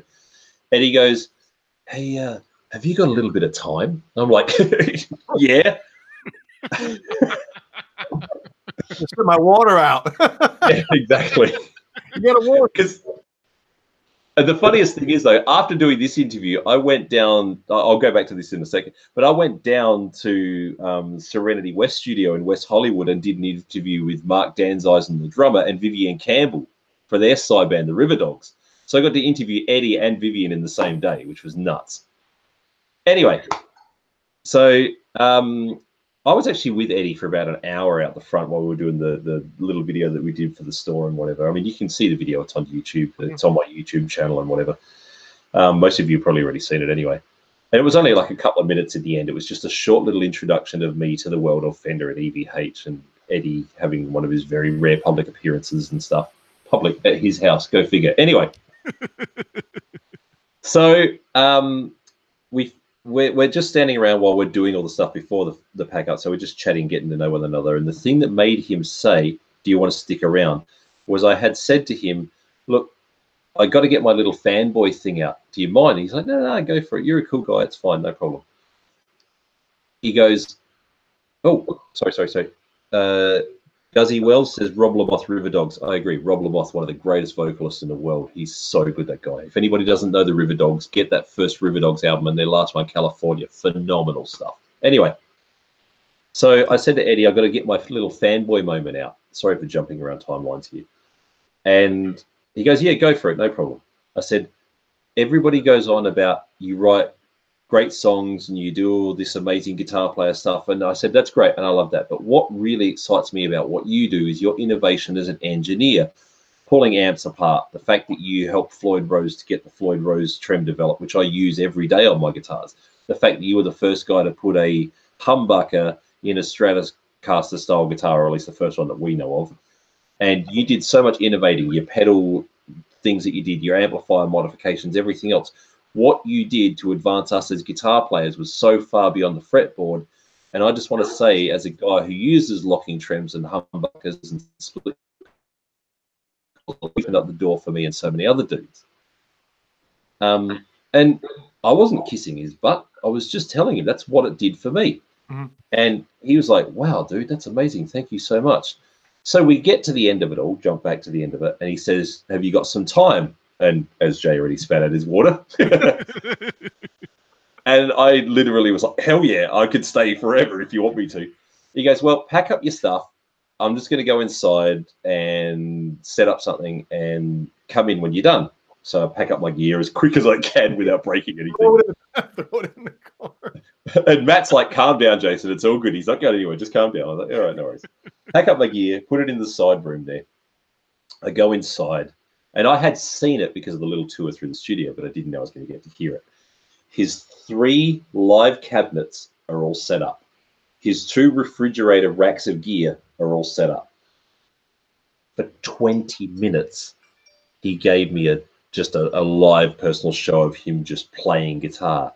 20 minutes of Eddie Van Halen without a band, just going, "Check this out. I want to show you the D2H. Look at what this thing does." And blah, blah, blah. Yeah, that doesn't suck at all. You have never in your life had to concentrate so hard when you're standing up. I'm going to drop my camera here. I'm standing up for your knees not to fall out from underneath you like I did in that moment. It was ridiculous. Like, I swear to God, I missed half of what he was playing because I was concentrating on my knees not falling out from underneath me, and that's no word of a lie. Man. Was he just playing like Van Halen riffs, or was he just jamming, or different things, or what? He was showing me new songs that he hasn't recorded yet, or sorry, he hasn't released yet. Mm-hmm. He was showing me the D2H, so he played a little bit of As If, because as you probably know, that's one that he did the D2H on. Just quickly, thrash metal riffs, or thrash metal fun riffs, so thrash metal and fun riffs, sorry, says post the video of that. Truth, there was no video taken of that. I wanted to, And Matt said, no video. As much as what I trust you, no video, because the chance of it getting out there through your own fault or someone else, I can't take that risk. Understandable. So, I have additional. I cut it down. Did I play you that? I did, Dave, didn't I? Yeah, you also told me to keep it a secret. That's all right. It's all right. I have an additional 10 minutes of footage that I cut down into a little edit that I have shown a few personal friends when I'm with them, or like I showed Dave on a video call. Because I'm not a friend. You're a beautiful guy, Dave. I don't care what they say about you. I love you, mate. So anyway, so I have this little cut down reel of just funny offshoot cuts that can never be released. It just Matt actually said to me, of all the people that we've brought in, you are the only dude, including television networks, who've never screwed us over by releasing any of your additional footage. So thank you. So maybe the day will come. Eddie says in there, I'd love to do a big interview with you one day. Maybe that'll happen. Maybe it won't. But if the day comes, at least I've done the right thing. So there's a big lesson for you all out there. If you have that moment that you get that magic thing on your cell phone or whatever, and somebody says, please don't post it, don't post it. Because karma, all the rest of it, it'll come back around. So unfortunately, there is no video of that. I wanted to film it, just keep it in my archives. I've got like 15, 20 hard drives in my house. Like, seriously, this is one of, I think, 4 terabyte hard drives that I've got. But when you're a filmmaker, you've got these things sitting around all the time. Plus, I've got a bunch of 2 gigs and whatever else. So there was no video, but I got to see him playing for me. I even actually asked him, it's on your rig. Could you please just play Unchained for me? And he did. Wow. What guitar was he playing? He was playing the one with the tobacco burst with the D2H on it. He played Unchained with that guitar? Yeah, because he just drop tuned the D on it. Oh, look at that. Oh, that's so cool. So, yeah, man. For those of you who don't know, the D2H, it stands for Down to Hell, which is like this whole new thing that he just flips around and it just does like a drop D tuner, but like you can retune it. It's astronomical. Never been released in this. I wonder if he's ever going to do that. Are there any pictures of that? Oh, yeah, it's all over the internet. The one Japanese guy somehow or another got photos of it and made a schematic that he sent me, I think, for ages ago. David Allen Wright has. I've seen that. I've seen that. There's a guy that actually, I think he plays in a tribute band, and he built one, and he has a guitar with one on it. And when they play as is live, I believe. There you go. Sorry, I said as if, didn't I? I meant as is. Anyway, sorry. That's okay. Brain fart. Yeah, so that was. Please Say again. No, that's one of the coolest when in that song in the bridge part. You know that when he that part's cool. The whole raw thing when he comes in with the, you know. Never mind. I'm just fanboy. Yeah. We are. So I actually have coming out. I'm waiting for the audio. I've already finished the video, but I'm waiting for the audio. So there'll be a video coming out in the next week or maybe 2 of Edu Falashi, which is the former singer of Angara. We shot that 3 weeks ago at his concert. It's a live video. It's me plus a dude called Matthew Childs, who's from LA, who's a filmmaker who happened to be in town. And then there was these 2 Korean dudes that were doing some stuff there. So essentially 4 dudes. So 4 of us on moving cameras. Matt was at the back of the room with this huge zoom that I've got, which is like a 170 millimeter to 500 millimeter zoom. Like, look at this thing. It's ridiculous. You extend it. It's nuts how big this thing gets. Wow. What happens if you tickle it underneath a little bit? I like that. Whoa. That's a serious zoom. So he's at the back of the room with this. And he put it on his Lumix. So this has got a Canon mount on it. He put it on his Lumix, which kind of doubled the whole thing. So it went up to about 1,000 millimeters. So he's like way at the back of a room of 600 people. And the view that you get is kind of like this tight on certain shots. It's incredible. And then the furthest back would be probably about this. So you could fit a guitar in the shot. It's a pretty cool thing. Pretty amazing. 4 dudes, 25 cameras. Dang. So we had a couple of static extra other cameras, plus my army of GoPros, plus me on my Canon with my Ronin. And the video looks sensational. I know I did some really cool editing on that, which I'm really proud of. So I'll quickly drop them. I think you showed me that too, didn't you? Yeah, I might have showed you a preview of it. Mm-hmm. So this is his name, which I've just dropped in the chat right now, Edu Falashi. So he was the singer in Angra, A-N-G-R-A, Angra, for 12 years, 2000 to 2012. And he's sort of doing this comeback thing, but the video is really smoking cool on that.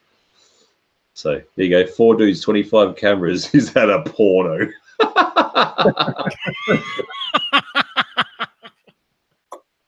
Yeah. That'd probably be more like 25 dudes and 4 cameras. And a lot of towels. Oh man! Really quickly, here's the D2H right here. That's what it looks like. There you go. Right there. It's a really cool piece of innovation. So listen, nice to get through. it's 10:12 Eastern Standard Time right now, and we have 72 people watching. Wow. Still, it's amazing. That's such. I have a quick question I got to ask. I know Please. this might have been something that might not have been touched on, but when you were at 5150, did anything come up with, like when you walked into the room with all the masters and everything like that? I'm sure by this point he has everything, you know, from analog down to digital into Pro Tools or whatever. But that's the one thing that I would have asked, like, hey, can you pull up like some of the sessions from like, you know, any of the albums to like isolate some tracks and stuff, you know, hearing just the guitars or just the vocals and stuff. But did anything come up like that with just saying everything? Yeah, everything's bounced from analog into digital, or no? Well, I didn't ask that question, and to be honest with you, I wouldn't have asked him to pull up anything, because when you're there in the moment with a guy like Eddie, you have to be super careful and on your game not to overstep your mark. Yeah. You know, it's wonderful to be there. And I think this is where a lot of people go wrong when they meet famous people, is like there's this filter that you need to put in to know your boundaries. And it's not that people are bad or people are evil or people are overly selfish, whatever. They just get super excited. And I think that's why, like, when people watch the interviews that I've done with a lot of these people, the main comment that I get, which I got a lot of on my Phil X interview as well, is that it's pretty cool how the vibe with the interviews that I do is like I've been friends with these dudes for years and years and years. And it's more so the fact that there's generally a few different schools of people. So there's, when people meet a famous person, there's this dude, hey, I'm your biggest fan. When you guys did that gig back here, and it just gets ridiculous, and those people don't want to meet that dude. Or there's this one. Hi, it's really nice to meet you. There's various schools, but that over-the-top fanboy thing honestly kills the experience for a lot of people. So to go into Eddie and ask him to do that on the first meeting, yeah, would kind of be like return suicide. So yeah, I mean, I basically let him lead the conversation as much as I could, and believe me, I wasn't afraid to join in and ask questions and blah blah blah. I just didn't try and turn it into a particular direction like that. As much as I get what you're saying, I'd love to hear some of the isolated tracks, but I just didn't know if any of those topics came up, or you know, in the middle of whatever was going on, you know. No, it didn't. I would imagine that day or that moment of time that you were with Eddie went so fast that, like, before you knew it, it was over, and you were just like, well, what just happened? It probably felt like emotion, but went fast. Keep in mind that I'd already met Alex Lifeson. I'd already hung out with Steve Vai on a number of occasions and made a concert video for Steve Vai. I have met so many famous people over the years. Hell, when I was 12, I met Michael Hutchinson, all of INXS. I don't know how big they were in the States, but they were certainly pretty big. I loved INXS. Yeah, me too. The Swing from 1983 is still one of my favorite albums of all time. You know, so even from a young age, hell, when I was 14, I went to see Sky, the instrumental group. You'd probably know they famously did a cover of Bach's Toccata. Toccata, if you know the tune, goes like this. Oh,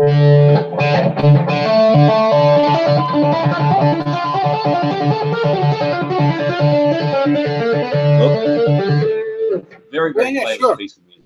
So they did a rock band cover of that.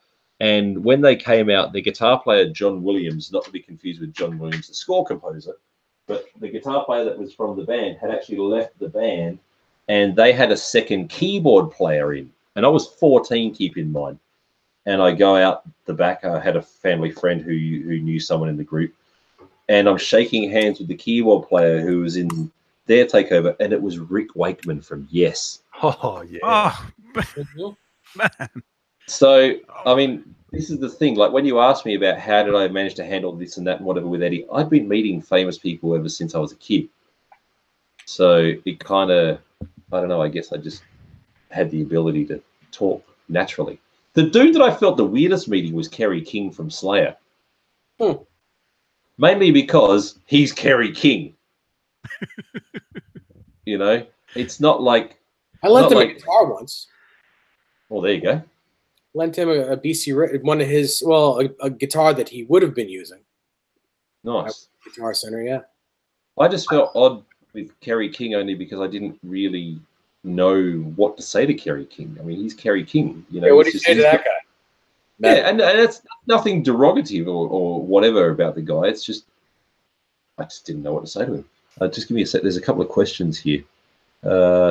Jason, what concert video did you work on for Steve Vai? Okay, so if anybody has this, which I grabbed out yesterday, I was cleaning up my office here. It was terribly disgusting yesterday, and I found this. So if anybody's got this Steve Vai video, on the second disc on the video, there is a bunch of tour legs, and the, where is it here?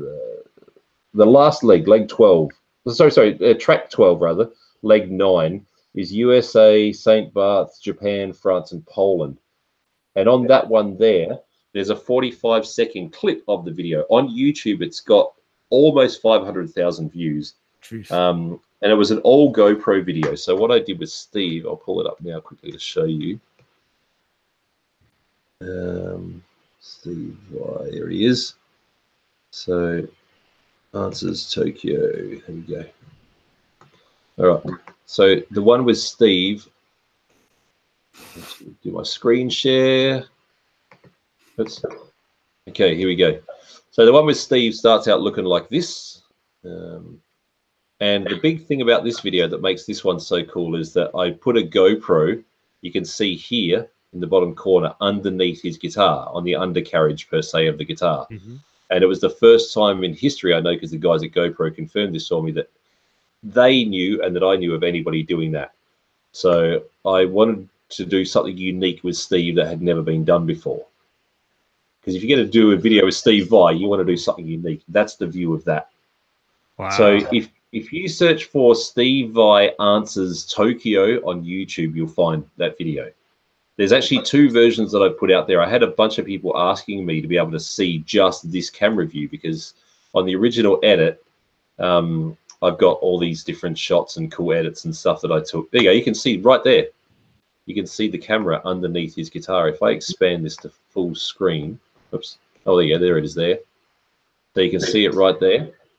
And I used about 4 or 5 different GoPro pieces just to get it lined up into the right spot.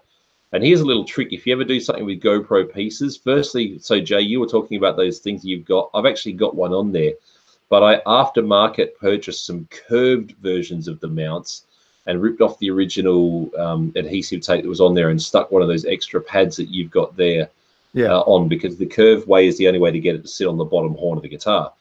And then I put 4 or 5 different versions of these things. But the one thing that Steve said to me afterwards was, yeah, man, look, the camera looks great, because I showed him at Soundcheck. There's a video of that as well. So there's actually 3 videos from this production. But that little leg there was jamming into his leg here, so he unfortunately got a dead leg from doing this song, the poor guy. Oh, no. So that's something I learned, is to turn that around the other way for next time, so that it would be actually sticking out in this direction rather than sticking out in that direction. Yeah. So that's a lot of work to get that right. And then you can actually use a screwdriver inside of these holes here and actually screw these in so that they don't move. Mm-hmm. So there's a lot of work that goes into getting that right. I did an experiment with it the day before, but you can see it there. And then there's the view once again. Look at the just up. Oh yeah, that's Evo. That's the original Evo.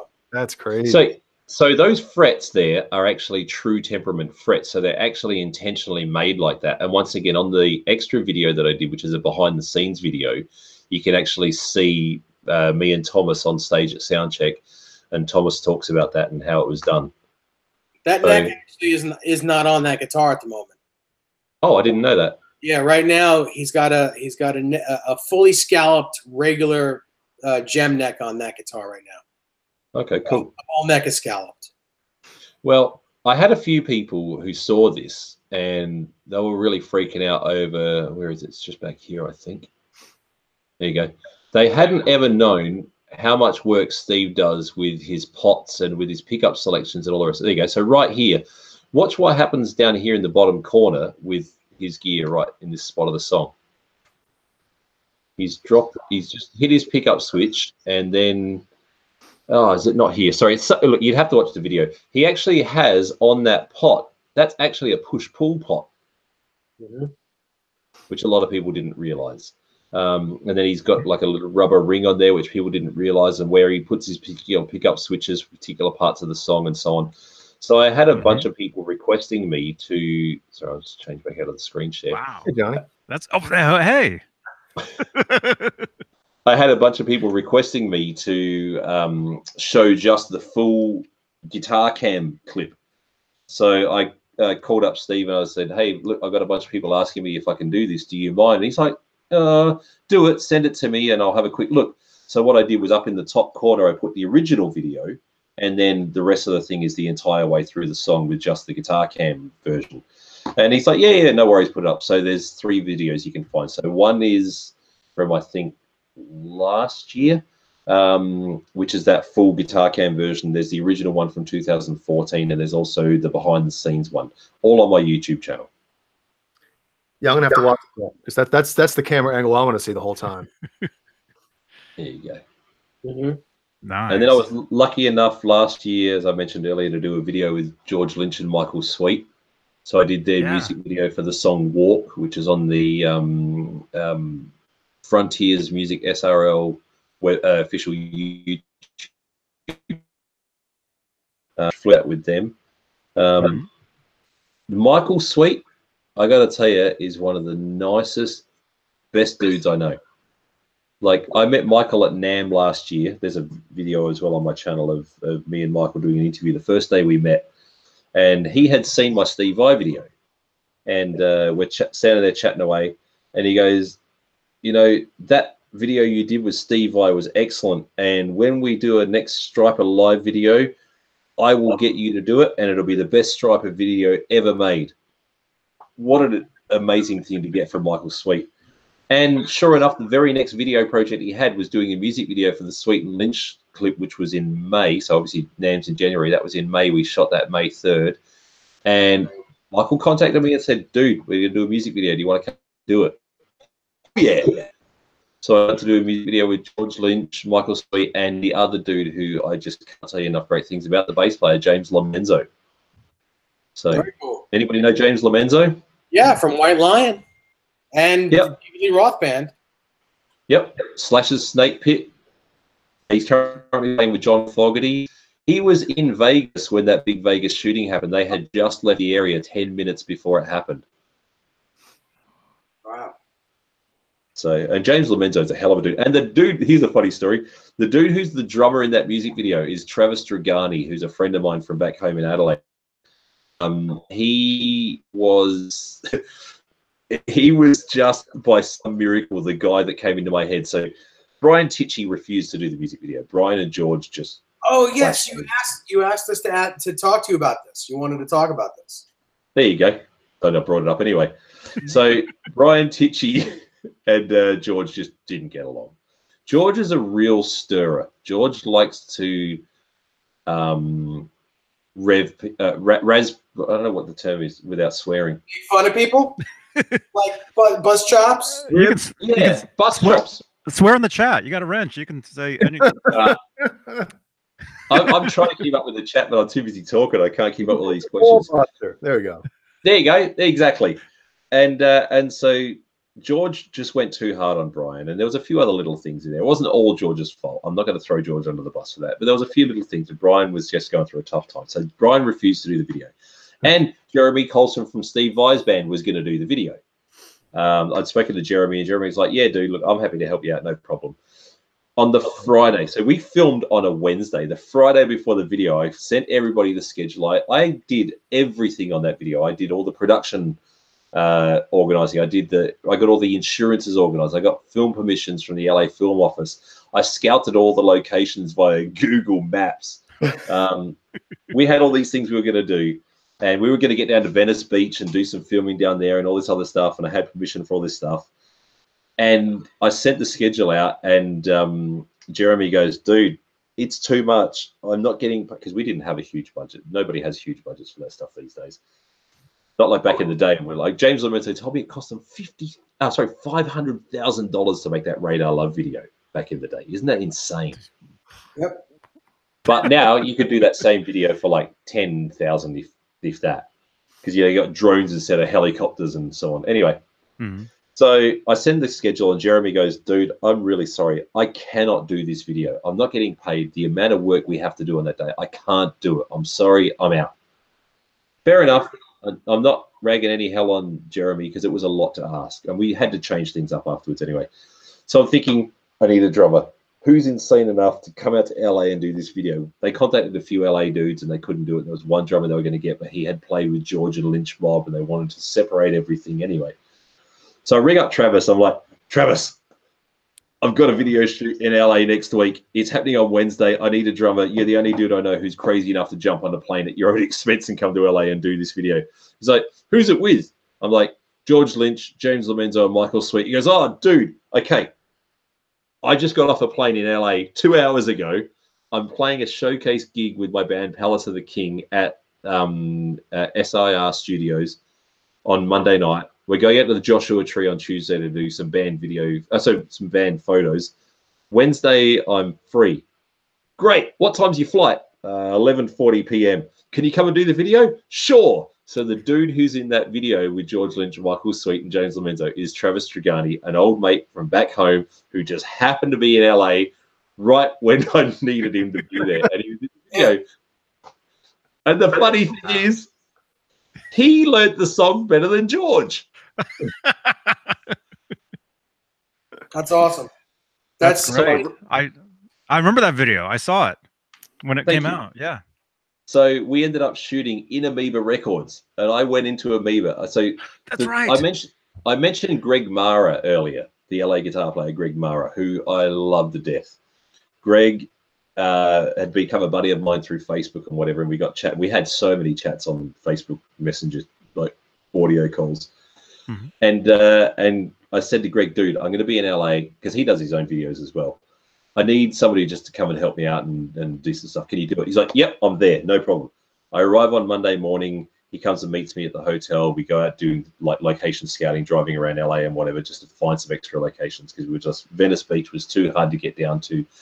The original plan was I wanted to shoot the band on Hollywood Boulevard, which we did. I don't know of too many bands that have just rocked up, set up on Hollywood Boulevard and shot for their music video. So we did it. Not David Letterman style with like a billion people hanging around. Just bring the band. Let's just play on Hollywood Boulevard for the hell of it, which we did. So Monday we're driving around. We stop on Sunset Strip at the Jack in a Box, if you know where that is.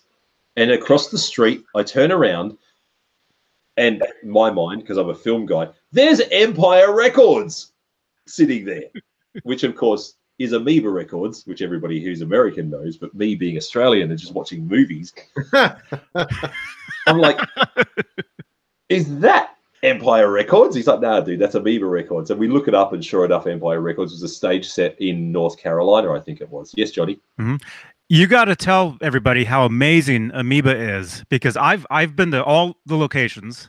You know, I keep telling people how amazing Amoeba is, and nobody else has been there. I just like the word. I like the word amoeba. You got to tell them how amazing that store is. I will tell you right now, that store, Japan here, we still have CD stores and record stores and DVD rental stores and bookstores and everything in Japan. Even the best shop that I could go to for records in Japan is nothing compared to Amoeba Records. That Amoeba Records store, if you have seen the film Empire Records, even when you walk around the store, you will swear you are in Empire Records. That is how cool that shop is. It is huge. And there is so much stuff in there. T-shirts, CDs, DVDs. Yeah. Like upstairs, there's a mezzanine level with DVDs and stuff in it as well, like films and Blu-rays and stuff. Memorabilia, collectible box sets. That store is just phenomenal. Posters everywhere. Oh yeah, posters as well. You know, like there's Rush T-shirts and Queen T-shirts and Zeppelin T-shirts. All the good stuff is in there. There may have been a Backstreet Boys T-shirt for those who need one. Yes, I'm talking to you, Nasdell. Nasdell, rather. Yeah, man. The original location, I think it's the original one, is in Berkeley, California, and that's my old neighborhood. So I grew up basically going to Amoeba, you know, in Berkeley. The second location is in San Francisco on Haight Street, and then there's the LA location. And I actually hit up all three locations in 1 week before. Wow. Which was pretty cool. Yeah. Yeah. Well, in the States, I've never gotten further than LA or Anaheim. I so want to see more places, but I just haven't had the opportunity yet. Maybe after this NAMM or before this NAMM, I'll do a music video for somebody somewhere. So that store, I walked in there with Greg and we're just looking around and I said, I've got to shoot in here. I have to film in this store. So I waited around for about half an hour to speak to the manager who was in a meeting. It was really funny. This Japanese dude just randomly walks up to me and I don't remember what it was, but he knew me from YouTube or from something. So we just started speaking Japanese to each other in the store. And it was funny, Greg and all the other people who were just standing around like, what is this big, tall, white, bald dude doing speaking Japanese to this guy in the store? But I live in Tokyo. This is my life. So anyway, so the manager comes down and she was lovely, Kate. She was really, really lovely. And I said, look, here's the deal. I've got George Lynch, James Lomenzo, Michael Sweet coming to do a music video here in LA. Could you please let us use your store to be able to shoot in? I just refreshed her memory on who all the members were and what they were doing. And she goes, all right, here's the deal.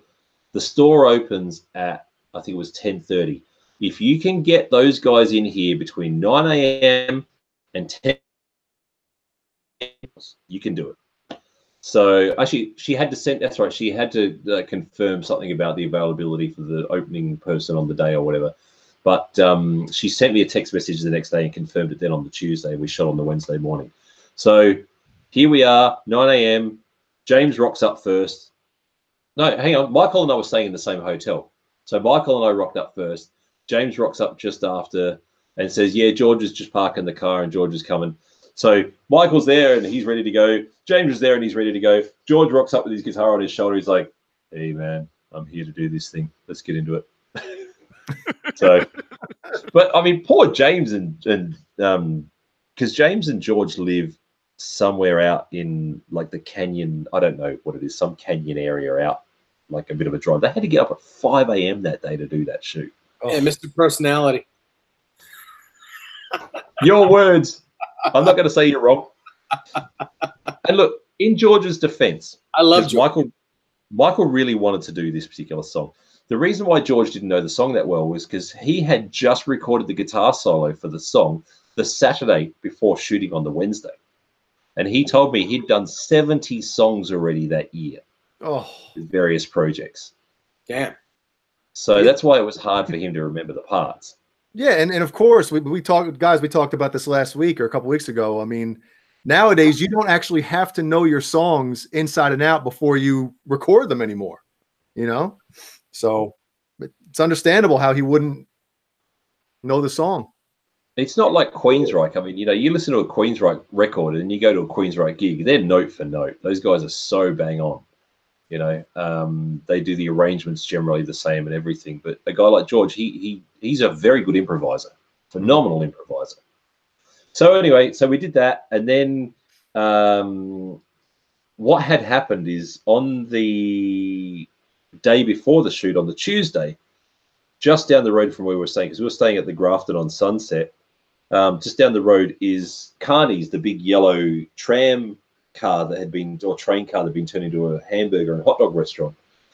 And we're having lunch there, and me, Michael, and Michael's wife, and we're just sitting there chilling and having lunch. I'm like, dude, I want to shoot here. And Michael's like, really? I'm like, hell yeah, man, this place is great. They got that, if you've seen the video, you've seen it. They got that decking and stuff out the front. And I went up to one of the guys who works there. I was like, is your manager here? And he's like, no, the manager's not here at the moment. And he's a Mexican guy or something. He's like, the manager's not here at the moment, but what was it about? And I told him. He goes, oh, my boss loves that sort of music. He gets his boss on the phone. I said to the boss, hey, I'm just some random Australian dude who lives in Tokyo, and I'm out here doing a music video with some pretty famous 80s guys, and I'd love to shoot here at Carney's. And he goes, oh, who are you doing the video with?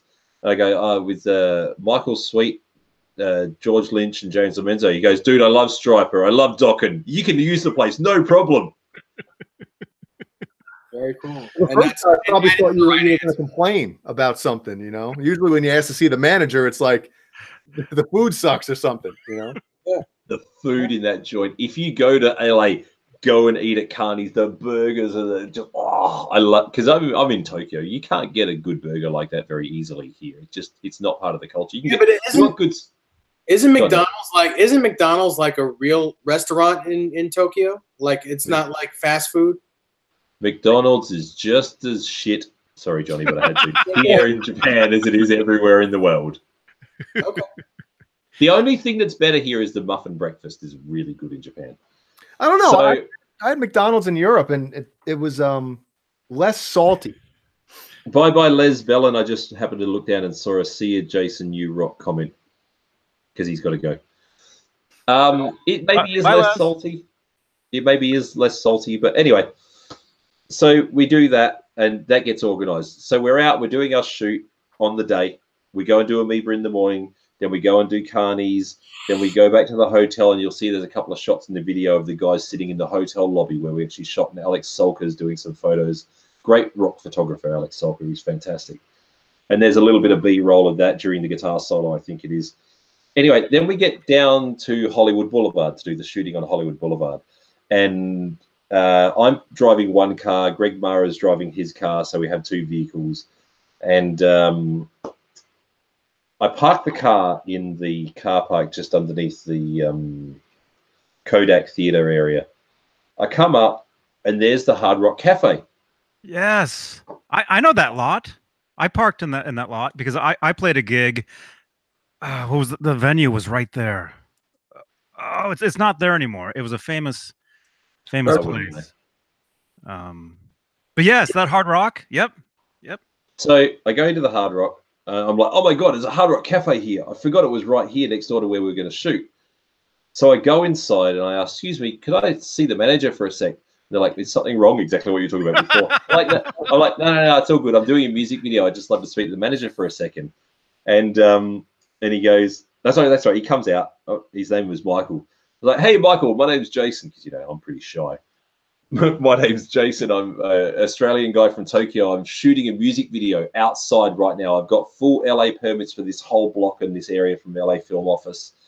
I've got George Lynch from Dokken, Michael Sweet from Striper, and James Lomenzo from White Lion, and so on. You even have over in the corner there a autograph thing from James Lomenzo, and there's a Michael Sweet thing somewhere in the store in the restaurant I saw before too. I've got these guys outside. You've got a stage here. I just saw a band setting up for sound check. Would you mind if, because I see there's a bit of space on the side of the stage, if I could bring those guys in once we're done shooting outside and shoot here? I got the best answer ever out of this guy. He goes, you know, Hard Rock doesn't do this sort of thing. I'm like, yeah, I know. I worked in Hard Rock cafes in Dubai, in China. in Kuala Lumpur. I did the cover band circuit, so I worked 6 nights a week for hard rock, so I know full well what they're like. He goes, oh, you really do know what they're like. All right, so I'll tell you what. I'm the manager here. If I can't execute my power from time to time, what's the point of being the manager? Sure, bring the guys in. You can have the stage for an hour. Go for it. Shoot, do whatever you want. No problem. I'm like, are your guests going to be right? He goes, yeah, look, it's fine. No problem. We'll sort it out with the guests and whatever. So we got to use the stage at the Hard Rock Cafe, which you can see the logo on the wall behind the guys. We did a run through the song maybe 3 times. They played the song through their PA system. I got on their mic because, once again, me being shy, I was like, hey, folks, we're just recording a music video with some guys down here. Please be patient with us if you don't mind. And we did 3 runs through the song, and that's in the video as well. So that was a pretty epically fun video to do. Was there any issue with the band that was already set up on stage? No, not at all. Like, the guys that were set up there were a cover band of sorts that weren't actually due to play until a bit later on anyway. I think it was about maybe 5 p.m., 6 p.m. at a guess that we got into there. And I think we shot around 7, and then they were not playing till about 9 or something. Oh. So, but then after did your guys use their gear? No. We used all our own gear. We didn't even bother with amps on that whole video. There's no amps. But I mean drums. You said drums. We had issues with getting a drum company to come to the party. When I was trying to get Brian to do it, Ludwig Drums were very, very nice to say, yes, we will supply you a drum kit. Normally you have to pay for it, but we'll do it. But Brian wouldn't eventually do the video. I just tried to get that as another way to get him to come around. But then when we were doing the video, Travis, the drummer who did the video, he had some sort of a relationship with D Drums, which is a division of Dean Guitars. Sure. And D Drums came to the party and let him have a kit. So we picked it up from SIR, which is where he did the showcase. SIR Studios, LA, good people. I'm always happy to thank people who helped me along the way. I just can't help it. I'm built that way. And so, yeah, so they supplied us a drum kit. So we had Travis's kit. We just pulled it in, put it on the stage. We put in guitar leads so it looked like they were plugged into something. Yeah. And, yeah. And there's also a pedal, which was in the video, which is called Wiz, W-I-Z. Dude out of Thailand who actually, I will say, supplied a little bit of money to help to try and get the production over the line, because getting insurances and permits and all that was expensive. So he actually put in a little bit of cash. So the pedal that Michael sits at the start of the video and clicks to jump us to the location, and then they do it on the stage, that I will admit was a product placement, because those guys were really cool and came to the party. And unfortunately, there was supposed to be a video made by George just on the pedal, just plugging in and playing it, and I don't think it's ever been made, which is a real shame. But Wiz pedal, look them up on the internet, out of Thailand. It was a really cool sounding pedal. I think I have heard that pedal before. Yeah, there's a WI double Z and then a WI single Z, and for the life of me right now, I can't remember which one it is, but you can see the video, the pedal in the video. So, and it's a really cool sounding overdrive, a really good one. Nice. Funny stories. We could sit here for 3 hours. Well, I think we have. If you guys want to keep going, that's great. I've got to put my daughter to sleep. To bed. Not sleep. Bed. Yeah. Let's let it go. I'm sure your viewers have had enough of my droning voice by now. No, I want to stay out and listen more, but I can't. The stories are fantastic, and you know what? I think I speak for the 3 of us and everyone in the chat when I say we'd love to have you on again. Hell yeah. Sure. Yeah, we can do this every day, man. Wouldn't go that far. For that. I wouldn't go that far, but every other day. I just managed to be in the right place at the right time. The amount of stories that I've got are just insane. You know, little quick things like I'm walking around the Fender booth at NAMM last year, and Rick Nilsson walks past me. I'm like, "Hey, Rick, can I get a quick little shout out video?" He's like, "Yeah, make it quick, man." So we did a quick little video.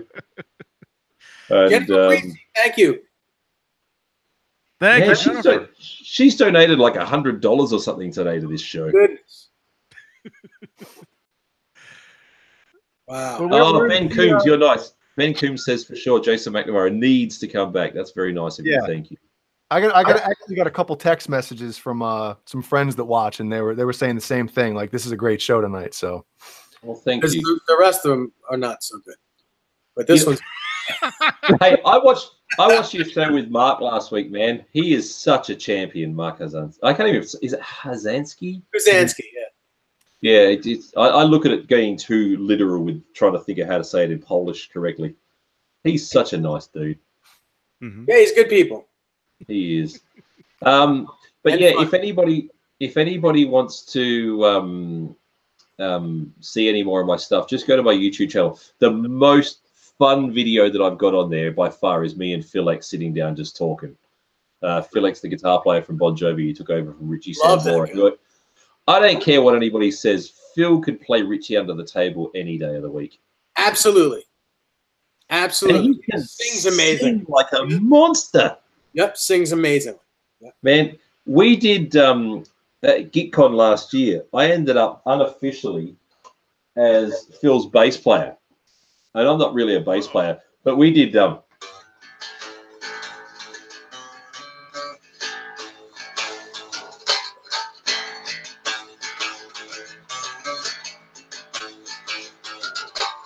mean, Stranglehold is such a good tune. Mm-hmm. He can sing the hell out of that song, man. Like, he flat out Derek St. James that song to the ends of the earth. And while he's playing the leads and stuff, because it's funny how many people don't realize that Ted didn't sing that song. Mm-hmm. You know, Ted Nugent was not the singer on that song. He couldn't sing that to save himself. I dare you guys to show what Jennifer just said. You know What's what? going on? I'm okay in that. What did I miss? Look out, Jason What has a did- wrench now. There you go. Did something get put into the It's in the into chat now. It's absolutely in the chat. And Whose God name bless. am I looking for? I'm lost. Jennifer. Ah, okay, here we go.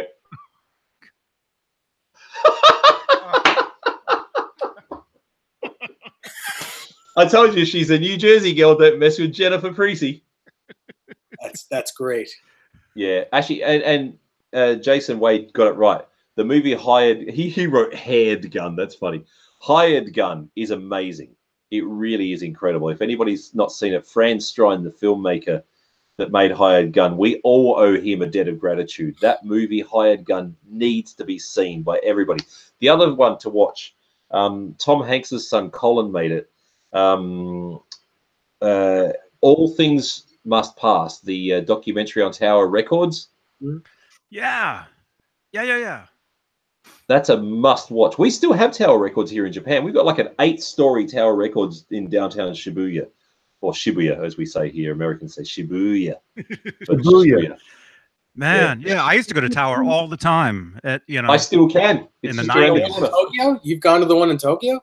Oh yeah, I've been there plenty of times. No, not you, Johnny. He's asking me. I think there was No. one in Paramus in New Jersey, because I used to live in Jersey as well, and that's where I bought. I'm trying to think. I was only there like once or twice, but it was awesome. You know, Jennifer said, "Tell Jason because he'll back me up." She's right. It's completely true. Like Bon Jovi would be insane. As much as what people are like, bring back Richie, bring back Richie. It's like people who just don't realize that Steve Morse has been playing in Deep Purple for like 100 times longer than Richie Blackmore was ever in the band. Bon Jovi would be nuts. And this is no disrespect to Richie Sambora, because what he did in the band's history was amazing. But today, the way things stand, Phil X is phenomenal for that band. He really... Actually, Bon Jovi are going to How be about here John next month. Shanks? John Shanks is just as good. Amazing. I mean, they cover both areas amazingly. Yep. John Shanks is the effects guy, you know, with the Bradshaw rig guy, and Phil X is like, you know, the straight plugged into the amp guy. It sounds much better now than it ever did. Yeah, I think so. But Phil's just got magic in him. Like, if you ever get a chance to just meet and hang with Phil, if you can get him on your show, I mean, I can happily ask him if he'll be on the show if he's got the time. We would love to have Phil X on the show. Are you kidding me? awesome. Hang on a second. Oh, we'll ask him right now. Hello, Phil. Hang on Yeah, a sec. you got a Hang on a moment? sec. Hang on, I'll go to the built-in speakers. There we go. I got my headphones off for a second. All right, 1 sec while I do this. Texting him, right? Phil, it's Jason. How you going, mate? I'm doing a quick little video. These guys here are on the Johnny Beane show. So show Johnny as well. That's Jay. The first guy you saw was Dave. There's Johnny. Hey. So Johnny Beane TV. You may have seen Johnny before. The request is, could you please go on Johnny's show? Thanks, mate. I'll see you next month at the gig. Bye bye. I'll text message that to Phil for you. Thank you so much. That's awesome. Thank you, Jason. That's very cool. I'll do it right now while we're sitting here. You can just have him contact any one of us three. That's all right. I'm sending it right now. Hang on. Video. It is. There you go. It's sent. Oh, Johnny. Oh, now you're gonna get blocked. What? No, I'm just joking. Oh, that Johnny Beane guy. Didn't. Anyway, so that's now sent. Like, it's gone. It's done. It's sent. So let's hope that he gets it and gets back to you. Awesome. Awesome. Thank you. Isn't Dave? Yes. Wasn't he in a video that I was in? Remember? You guys chat amongst yourselves. I'll be back in a second. Okay. Okay. Remember that at NAMM, I was walking past the guy from Steel Panther, and Guitar World. Was it Guitar World was filming something? And you can see I'm walking past, and then there was a guy behind me walking past. Phil, yeah, Phil X. Was that was him, right? Yeah. Mm-hmm. Okay, cool. That's awesome. And that was live on the show tonight. That's pretty cool. Man. That's awesome. Yeah. Thank you, everybody, for watching. Yeah. How about Jason McNamara? How about that guy? Hang on a second. Yeah, let's get him all out here. Wait a minute. Why is my clapper not working? It's not working. That's the popcorn button.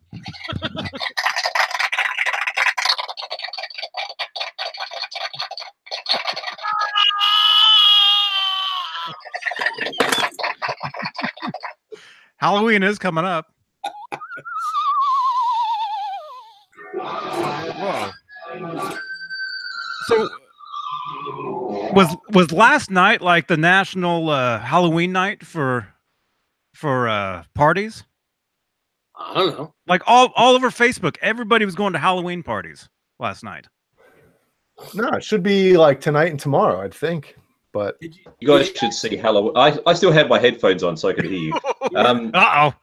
David. You should see Halloween nights in Tokyo. It is ridiculous. Like, I've actually got a video up as well of that.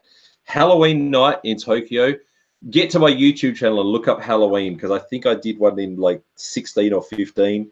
Man, the entire Sentai street in Shibuya is just chockers. Like you know those inauguration presidential up of like year and Trump in some year and then Iron Maiden or Metallica at certain years at a concert.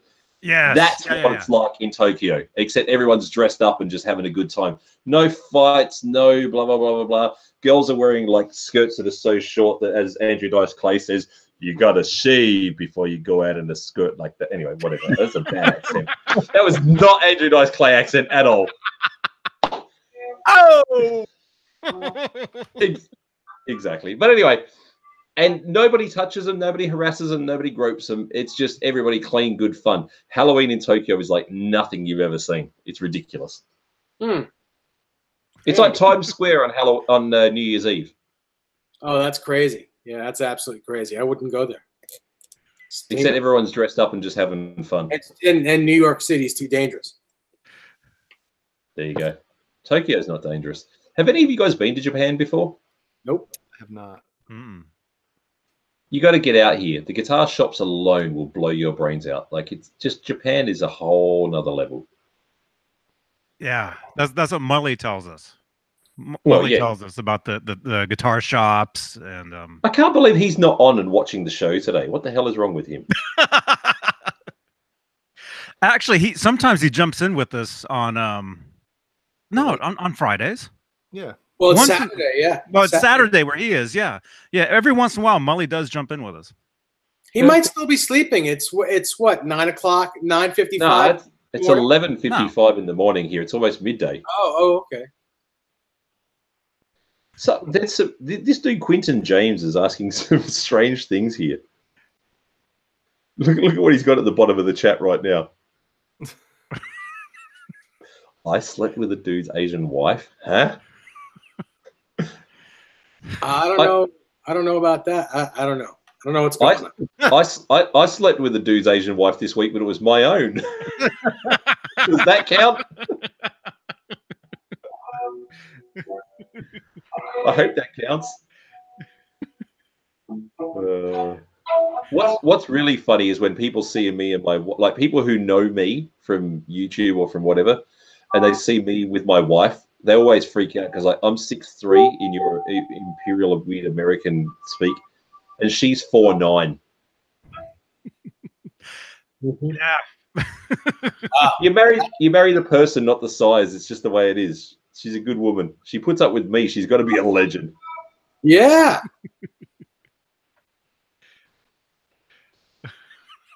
Thank you. Thank you, 7/8.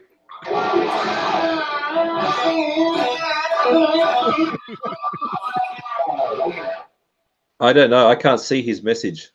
You should be able to. Click on view deleted message and you can okay. It won't show it to everybody, but you'll be able to see it. Oh, come on. Yeah. Yeah. You know what? It's getting late and people are getting tired is what it is. Yeah. That doesn't work for me. Doesn't work for me either. Yeah, come on. I'm sure you're a good dude, but that doesn't work for me. Anyway. Look, it's been real, and I don't want to make your people have to sit here forever, and I'm sure that, especially for Dave. What time is it there, Dave? 10:57 p.m. It's okay. It's not too late. It's not terribly late, you know. And I've got some TV shows I'm going to watch, but I just did get engaged, so I'd like to spend some time with the lovely and officially on air. Congratulations! Thank you very much. Appreciate it.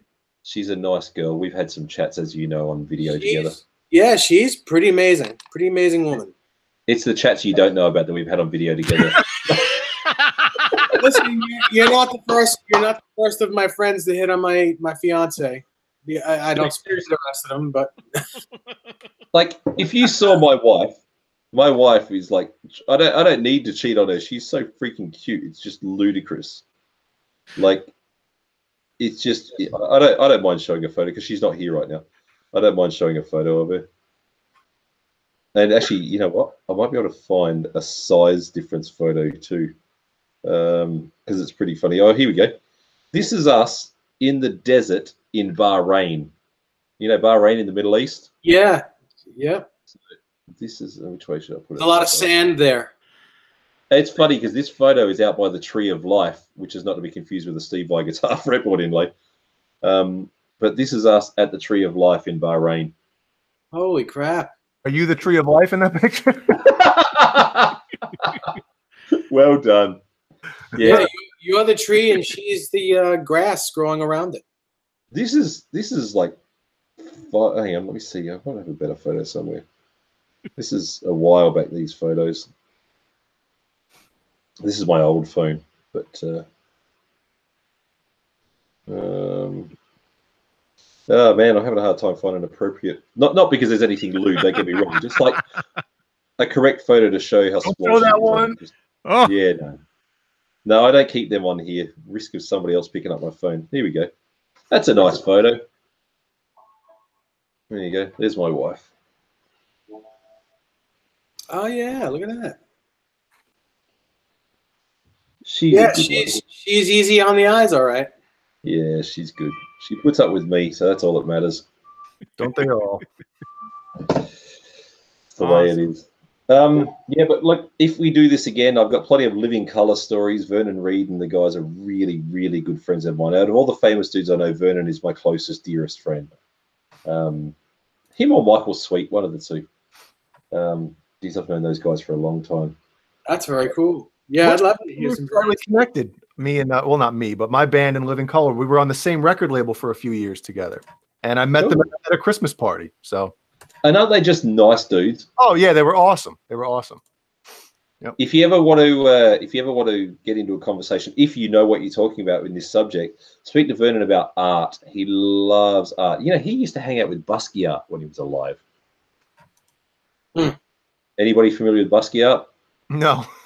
Okay. I have I no thought idea. Dave might because he's from New York. That's all. Hmm. Anyway, yeah, Vernon's an incredibly intelligent dude, and Mr. Paul Reed Smith. I was hanging out with him last week. Actually, Paul Miles was doing one of his demonstrations and gave me this lovely, my favorite color, red piece of flame maple, and my very first time I ever asked Paul for an autograph, he signed the back of it for me. It's an offcut that he did how cool is that? demonstrations on. So yeah, I was very happy about that. By the way, before I forget, the giveaway, the Eddie autograph. John BL 5150. Yeah, can somebody please connect with me on Facebook and make sure that I get this to the right person? Yes, I'll get you guys Connected. Thank you. get you. Yes, I'll send it out. So, man, so cool, man. Yeah, Vernon. So Johnny, Living go Color played the Chance in Poughkeepsie. This is probably about 2001 or 2. And after the show was over, Vernon talked to me, and at the time she was my girlfriend, but my wife now, literally talked to us for, I don't know, I want to say almost an hour, it felt like. And it was just like a super cool, down-to-earth conversation, and he was just so awesome. So he probably won't remember that, but that's fine. I do, so. that's Vernon. He's amazing. Yeah, it was cool. It was really cool. The best thing about those guys is like they are so real when they connect with you. You know, they really are. They've got that genuineness about them. Actually, it was funny. They played in Australia on a Soundwave, which was one of our like big festival tours that used to tour the country. Yeah. And I got my brother's a drummer. He's, I don't know, not quite 2 years younger than me. And he was going to the hotel that they were staying at to pick up his tickets for the gig because I got him some tickets. And he's standing there at the concierge desk. It's a very funny story, this one. He's standing at the desk, and we look nothing alike. Like, I mean, when I had hair, I had long blonde hair. I got blue eyes. He's got brown eyes. He's got very dark brown hair. It used to be kind of curlish, but now it's quite sort of not buzz cut, but like, you know, spiky-ish, whatever. Very different looking guys. We're just both tall. Other than that, we look nothing alike. But we happen to have a similar voice. And he's standing there at the concierge desk, and he says, "Yeah, hi, my name's Troy McNamara. I'm here to pick up some tickets. Blah blah blah." Anyway, and I can't remember the exact order of events, but he's standing there and he's asking for his tickets. He may not have even said his name. He just said he's here to pick up something or whatever. He gets a tap on the shoulder, and he turns around, and it's Will Calhoun, the drummer, and Doug Wimbish, the bass player, standing there. And Will goes, "You're Jason's brother, aren't you?" And Troy goes, "Yeah, how'd you know that?" He goes, "You guys have exactly the same voice." And that was the moment where my brother actually clicked and realized, you really these guys, don't you? Like, you're actually really good friends with them. If they know your voice, right? Exactly. Yeah. So it was funny because like even my own brother, who's like, he's not on Facebook, he's not on any of this social media stuff. He's smart. He keeps himself away from it all. But he's like, "Okay, you're validated now." I had to get that from my own bloody brother. That's so funny. Another great story. Yeah, we got to have you back. We got to have you back soon. Well, Yeah. thank you, Jason, thank you so much for coming on tonight. Dave. Thank you, because you're the one who suggested this in the first place. Well, I mean, it was a pleasure. It was an honor becoming friends with you. And man, it's just what a great time. Really, you know, it's not often. I mean, yes, I have a great time doing this, and we all do. But I mean, really, this was really a wonderful time tonight. It went fast. 3 hours. I'm usually ready to, you know, go do one of these. But man, what a great time! Thank you so much. Thank you. I'm humbled. Thank you, Dave. Look, I'm just a regular dude like everyone else. I just get And I know that. situations. And you know, I'm not fanboying out. I'm just saying it was just a great hang. The stories were great. You're very easy to interview. You know, it's almost like you were interviewing us as well. It's just great. It's great. Just great. That's what I do. I interview people. Yeah. It's really good. Really great time. And thanks to everyone in the chat for sticking around tonight. Hell yeah, thank you. And all the people who donated to your show, I didn't realize there was donations on the show. That's fantastic. I don't get time to tune in very often, as much as what I wish I could. But time zones and whatever, it's just I'm normally busy. So, but thanks. And Johnny, I look forward to. Are we going to catch up at NAMM this year, or in January rather? If I'm there, yeah. Cool. Definitely. Well, you don't know if you're going, Johnny? Definitely. Usually I wait till the very last minute. But for me, it's only a 45-minute plane ride. It's no big deal, you know. Yeah, it's only a 10-hour plane ride for me. No big deal. Man, You gotta BS sometime about some Ibanez guitars, man. Yeah, definitely. Sorry, I was just reading a thing here for Taft a little bit too. Yeah, oh, hell yeah. He's a good guy though, man. Mike Taft, to be honest with you, he was in my corner in good times. Somebody says about the Sony A7R3. I don't have a problem with Sony cameras, but I love Canon cameras because I love the color out of Canon cameras. That's the thing I love about it. If you're anybody out there who knows anything about filmmaking, when you watch the Sweet and Lynch video, I did 0 color corrections on that video. I mean, none. I did nothing whatsoever. On that video, I wanted to make myself a music video or something like that was straight out of camera, just to show that it could be done if you know how to set your camera right. And I feel like I accomplished really well because the yellows, particularly in that video, look so good. The color came out really, really, really well. The purples look good too, and the reds even came out well, which is hard to get out well normally. The blacks were balanced really well. But yeah, it was all straight out of camera, that one. There's obviously I edited the video footage, but I did 0 color corrections on that one. So that's why I shoot Canon, because I really like the way Canon glass and Canon cameras look. Awesome. Awesome. This commercial brought to you by Jason.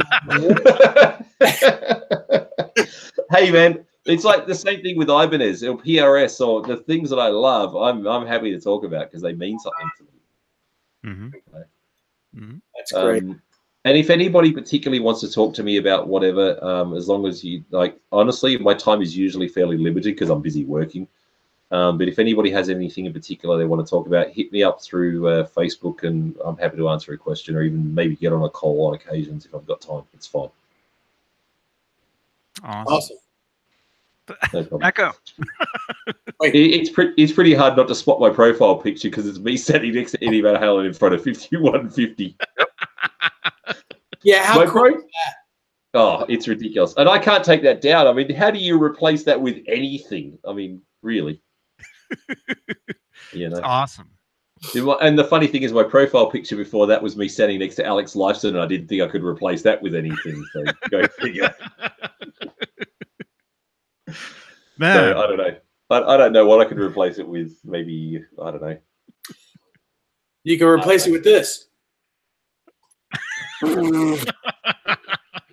You know, I've been trying to avoid myself from saying this the entire show, but when you did that, I was like, man, is that Kyle from Tenacious D?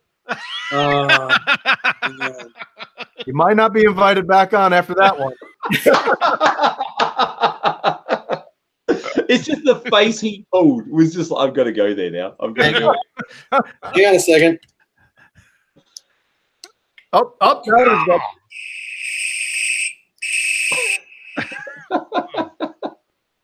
That's usually in the bedroom, you know. I just got a friend request on Facebook from Stan Adams. I'm guessing that's someone who's on the chat. Yeah, he's a good guy. This is what's usually in the bedroom. Maybe in your bedroom, fella.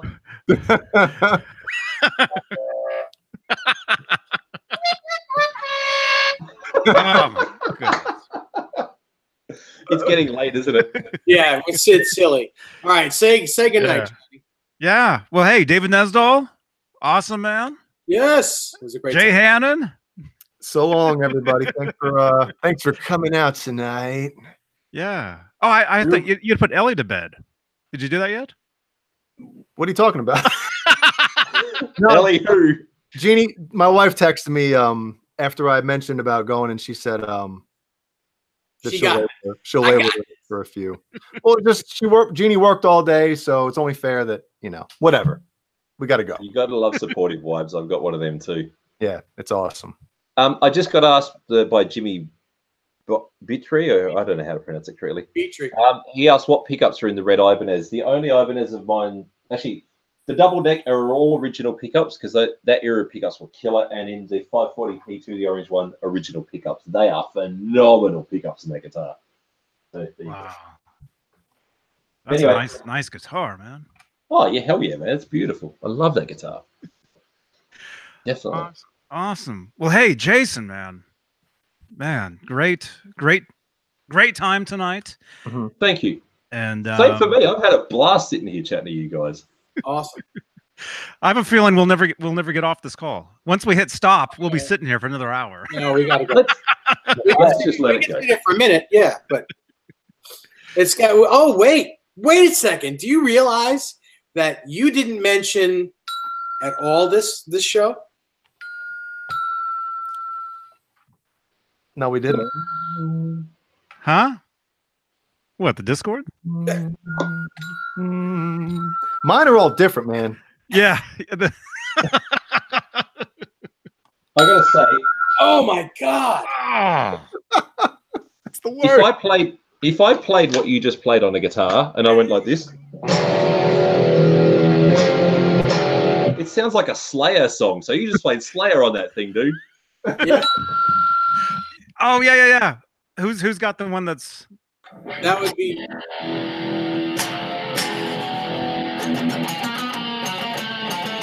Right? Isn't that? I jumped in. Come on.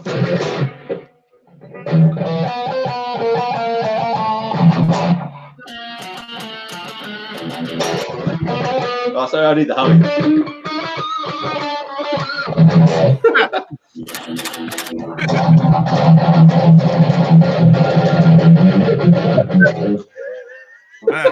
Where's my part? There you go, thrash metal. There's your Slayer. He asks us every night for that. I love that thing is tuned to E to an F back to an E. It's great. That's so funny. You know, you never realized this before, but that thing was probably designed by a guitar player if it's got an E on it like that. Mm-hmm. Probably right. Or is it fully chromatic? Huh? Is it fully chromatic, or it just happens to be that it's got an E? It's just a sound. It's a sound machine, and that's just one of the sounds on it. And I'm telling you, it was designed by a guitar player, because if it was by anyone else, it would have a C on it or an A. I think ours are all different. So that's an E. Yep, that's E. And then you got this. And that's just the. It's funny that you should have played that sound, because on the video that I just put out yesterday, or to be this morning your time, of Tom Quayle and Miller at the Ibanez, it's like it's ridiculous. It's got like a full, basically, tree cut out around it, and it's massive. And it's like maybe a 10, 11, 12, 13 string thing that is literally going from a mega thick to a mega thin string. And I had this gag with these guys who were in the store that were standing off camera. They brought in a 10-string guitar into the store one day. And then I made this gag when I was with them that I said that the string, the tuning of the lower string was Akama no Onara, which I'll translate in a second. On this big, massive thing with all these strings, Martin Miller plays the string and then does it again to show Tom about how it's just going. And I put a subtitle on there because I turned to these guys and said the same thing. And I said the lowest note on that guitar is the tuning of Satan's fart. Oh, yes. Hence that sound effect you just played. E fart. So So when somebody watches it, I didn't do a literal. If anybody speaks Japanese, I didn't do a literal word-for-word translation. It was a translation in context of my gag with those guys. But I've got the translation on the screen of that. I said something on the translation like the string is tuned to Satan's fart or something like that. That's fantastic. Man. I'm gonna go. Okay. All right. Well, don't hang up. Don't hang up just yet. Yeah, Nightbot. Thank you. Yeah, there's the Discord. If any of you guys are on Discord, we've got the Johnny Beane Discord. All right. Yeah. See? And that's the gag. Is every time I say Discord, we hit this button. It's just become a thing, I guess. Yeah. So hey, I love thrash metal. He's great. Beane just got a 10. Satan is a Christian. He's a fake Christian invention, though. That resonates with me. Yeah. Man, it's been 3 hours. Whoever thrash metal is, join me on Facebook. I like you. You're a good dude. Just make sure you message me and tell me it's you. If anybody on this chat adds me on Facebook, please send me a message so I know who you are. Yeah. That does help. I get some friend requests too, and I'm like, I have no idea who they are, but then they'll say who they are from the chat room. I'm like, oh, okay. And then you make sure you stay away, right? Yep. I get inundated. I get inundated by Eddie Van Halen fans because I see my profile picture and they're just like, "You're the dude that met Eddie. You're going to be my friend on Facebook," but they don't ever text me or message me or engage with me. If you want to talk to me, engage. Be a part of my world. Yeah, exactly. Johnny, we got to go. We got to stop this thing. Yeah. It's out of control. I know. All right, everybody. Thanks for watching. And Jason, thumbs up, man. Thumbs up. Horns to the sky, my friend. Yes. Guthrie Government says, one of these ones. He does it all the time. So yeah, hope to see you at NAMM. I mean, if we're both there, we definitely will. I mean, I remember seeing you a couple of years ago and had a great time. And this is how nice of a guy Johnny Beane is. I haven't talked to you since then. Yeah. The first time I met Johnny, I was with John Cruz, the master builder from Fender Custom Shop. Last story for the day, I promise. And John and I are both big Gary Moore fans. And we're like, man, we got to do something tonight because it was a Thursday night or I might have been a Friday. I think it was a Friday, actually. We both had the time to just hang out and do whatever. So we're like, yep, let's go and do something. Let's go to the Grove and see Metal Allegiance, which is Mike Portnoy, Alex Skolnick, Dave Ellison, and Mark. I forgot his bloody surname that put the whole thing together, the bass player. Anyway, and all these extra dudes that were there, Phil Dremel and all these other dudes. And John's like, yeah, I've got to score you a pass from somewhere because John had a pass. Fender had all these passes from all the Jackson guys, and the EVH amps were supplied. And we couldn't find a pass anywhere. And we walked out of the building thinking, oh, well, we're just not going to be able to do it. And there's Johnny Beane, standing in front with his Andy Cap hat on that he has. Eating a corn dog. It's the same hat I think he's wearing right now. Anyway, and John goes, hey, Johnny. You know, I got to stop doing American accents, sorry. He goes, hey, Johnny, would you happen to have a pass? He goes, yeah, actually, you know what? I was kind of thinking to go, but I'm a bit tired, or I don't remember what the reason. Do you remember why you didn't go? I didn't want to go. Well, there you go. You're not as much of a metal guy as us. No. No, I just I you know, you go to NAMM and you get invited to all these different things, especially on Friday and Saturday night. Yeah. And so yeah, I had that pass, and when you guys finish, yeah. So John Cruz goes, look, if you're not using your pass, do you mind if I give it to Jason? And Johnny's like, yeah, I'm not using it. Go for it. Take it. And I felt so awkward in that moment because I actually thought I was stealing from you. Like you really wanted to go and you just felt pressure from Cruz to have to give it to me. But he thought he was going to get beat up. Like, pull that lunch money instead. Oh, the pass? Oh. Well, let's be fair. How tall are you, Johnny? 3 feet. Well, truthfully, I think I'm 5'6", 5'7". Yeah, so when me and Cruz rock up, I mean, I'm 6'3", and Cruz is about 6'2", 6'3", and I can imagine that might be a little thing. Give me your pass. Give me your lunch money. Listen here, little man. Give me a pass. The fact that The fact that we threatened to hang him upside down from his feet and flush his head in the toilet may have made a difference. Actually, I do have a picture of us together. Can I show this? Please. Have you ever seen this? I don't know if you've seen this. This is actually from that night. This was right. This was right when right there. I have seen that once before. That's so cool. Yeah, that's when we met him out the front and he gave us the pass. Right there. Yep. That's the moment. Anyway, listen, guys, I've got to run. Thank you. It's been brilliant, but I've got to go right this very second because it's about to happen. I've got to go. Oh, okay. Soon. All right. Talk to you soon, man. See you later. Stay people, guys. Appreciate it. Thank you. Ciao. Thank you, Jason. All right. I guess there we go. All right. David Nesdahl. As always, John. Awesome time, man. Yeah, it was a good time. Jay Hannon. Awesome. It was a great show tonight. Awesome. And yeah, everybody in the chat, thank you for watching. Thank you for leaving a thumbs up, all that stuff. Subscribe if you're brand new. Thank you.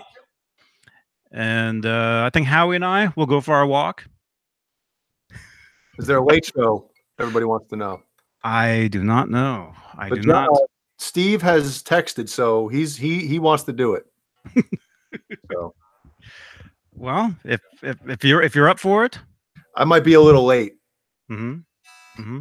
We'll see, Steve. If you're watching this, we'll see, man. Actually, I'm going to Berkeley tomorrow. I'm going to a film. Actually, I wasn't going to mention this till I'm actually going to. You know, there's a documentary about Neil about Zlozauer. You know. Okay. Do you guys know this? Anyway, I got invited to the screening of that. A friend of mine is the filmmaker of that, and Zloz is going to be there. So I was going to go to that tomorrow and do a film or film something or go live or something. So okay. All right, so let's say goodnight. That's coming up tomorrow. Tomorrow night. Holy Christ. All right, everybody. See you guys later. johnnybeane.tv. Thank you again, Bruce, for the shirt. Thank you. Link down below. All right. Bye.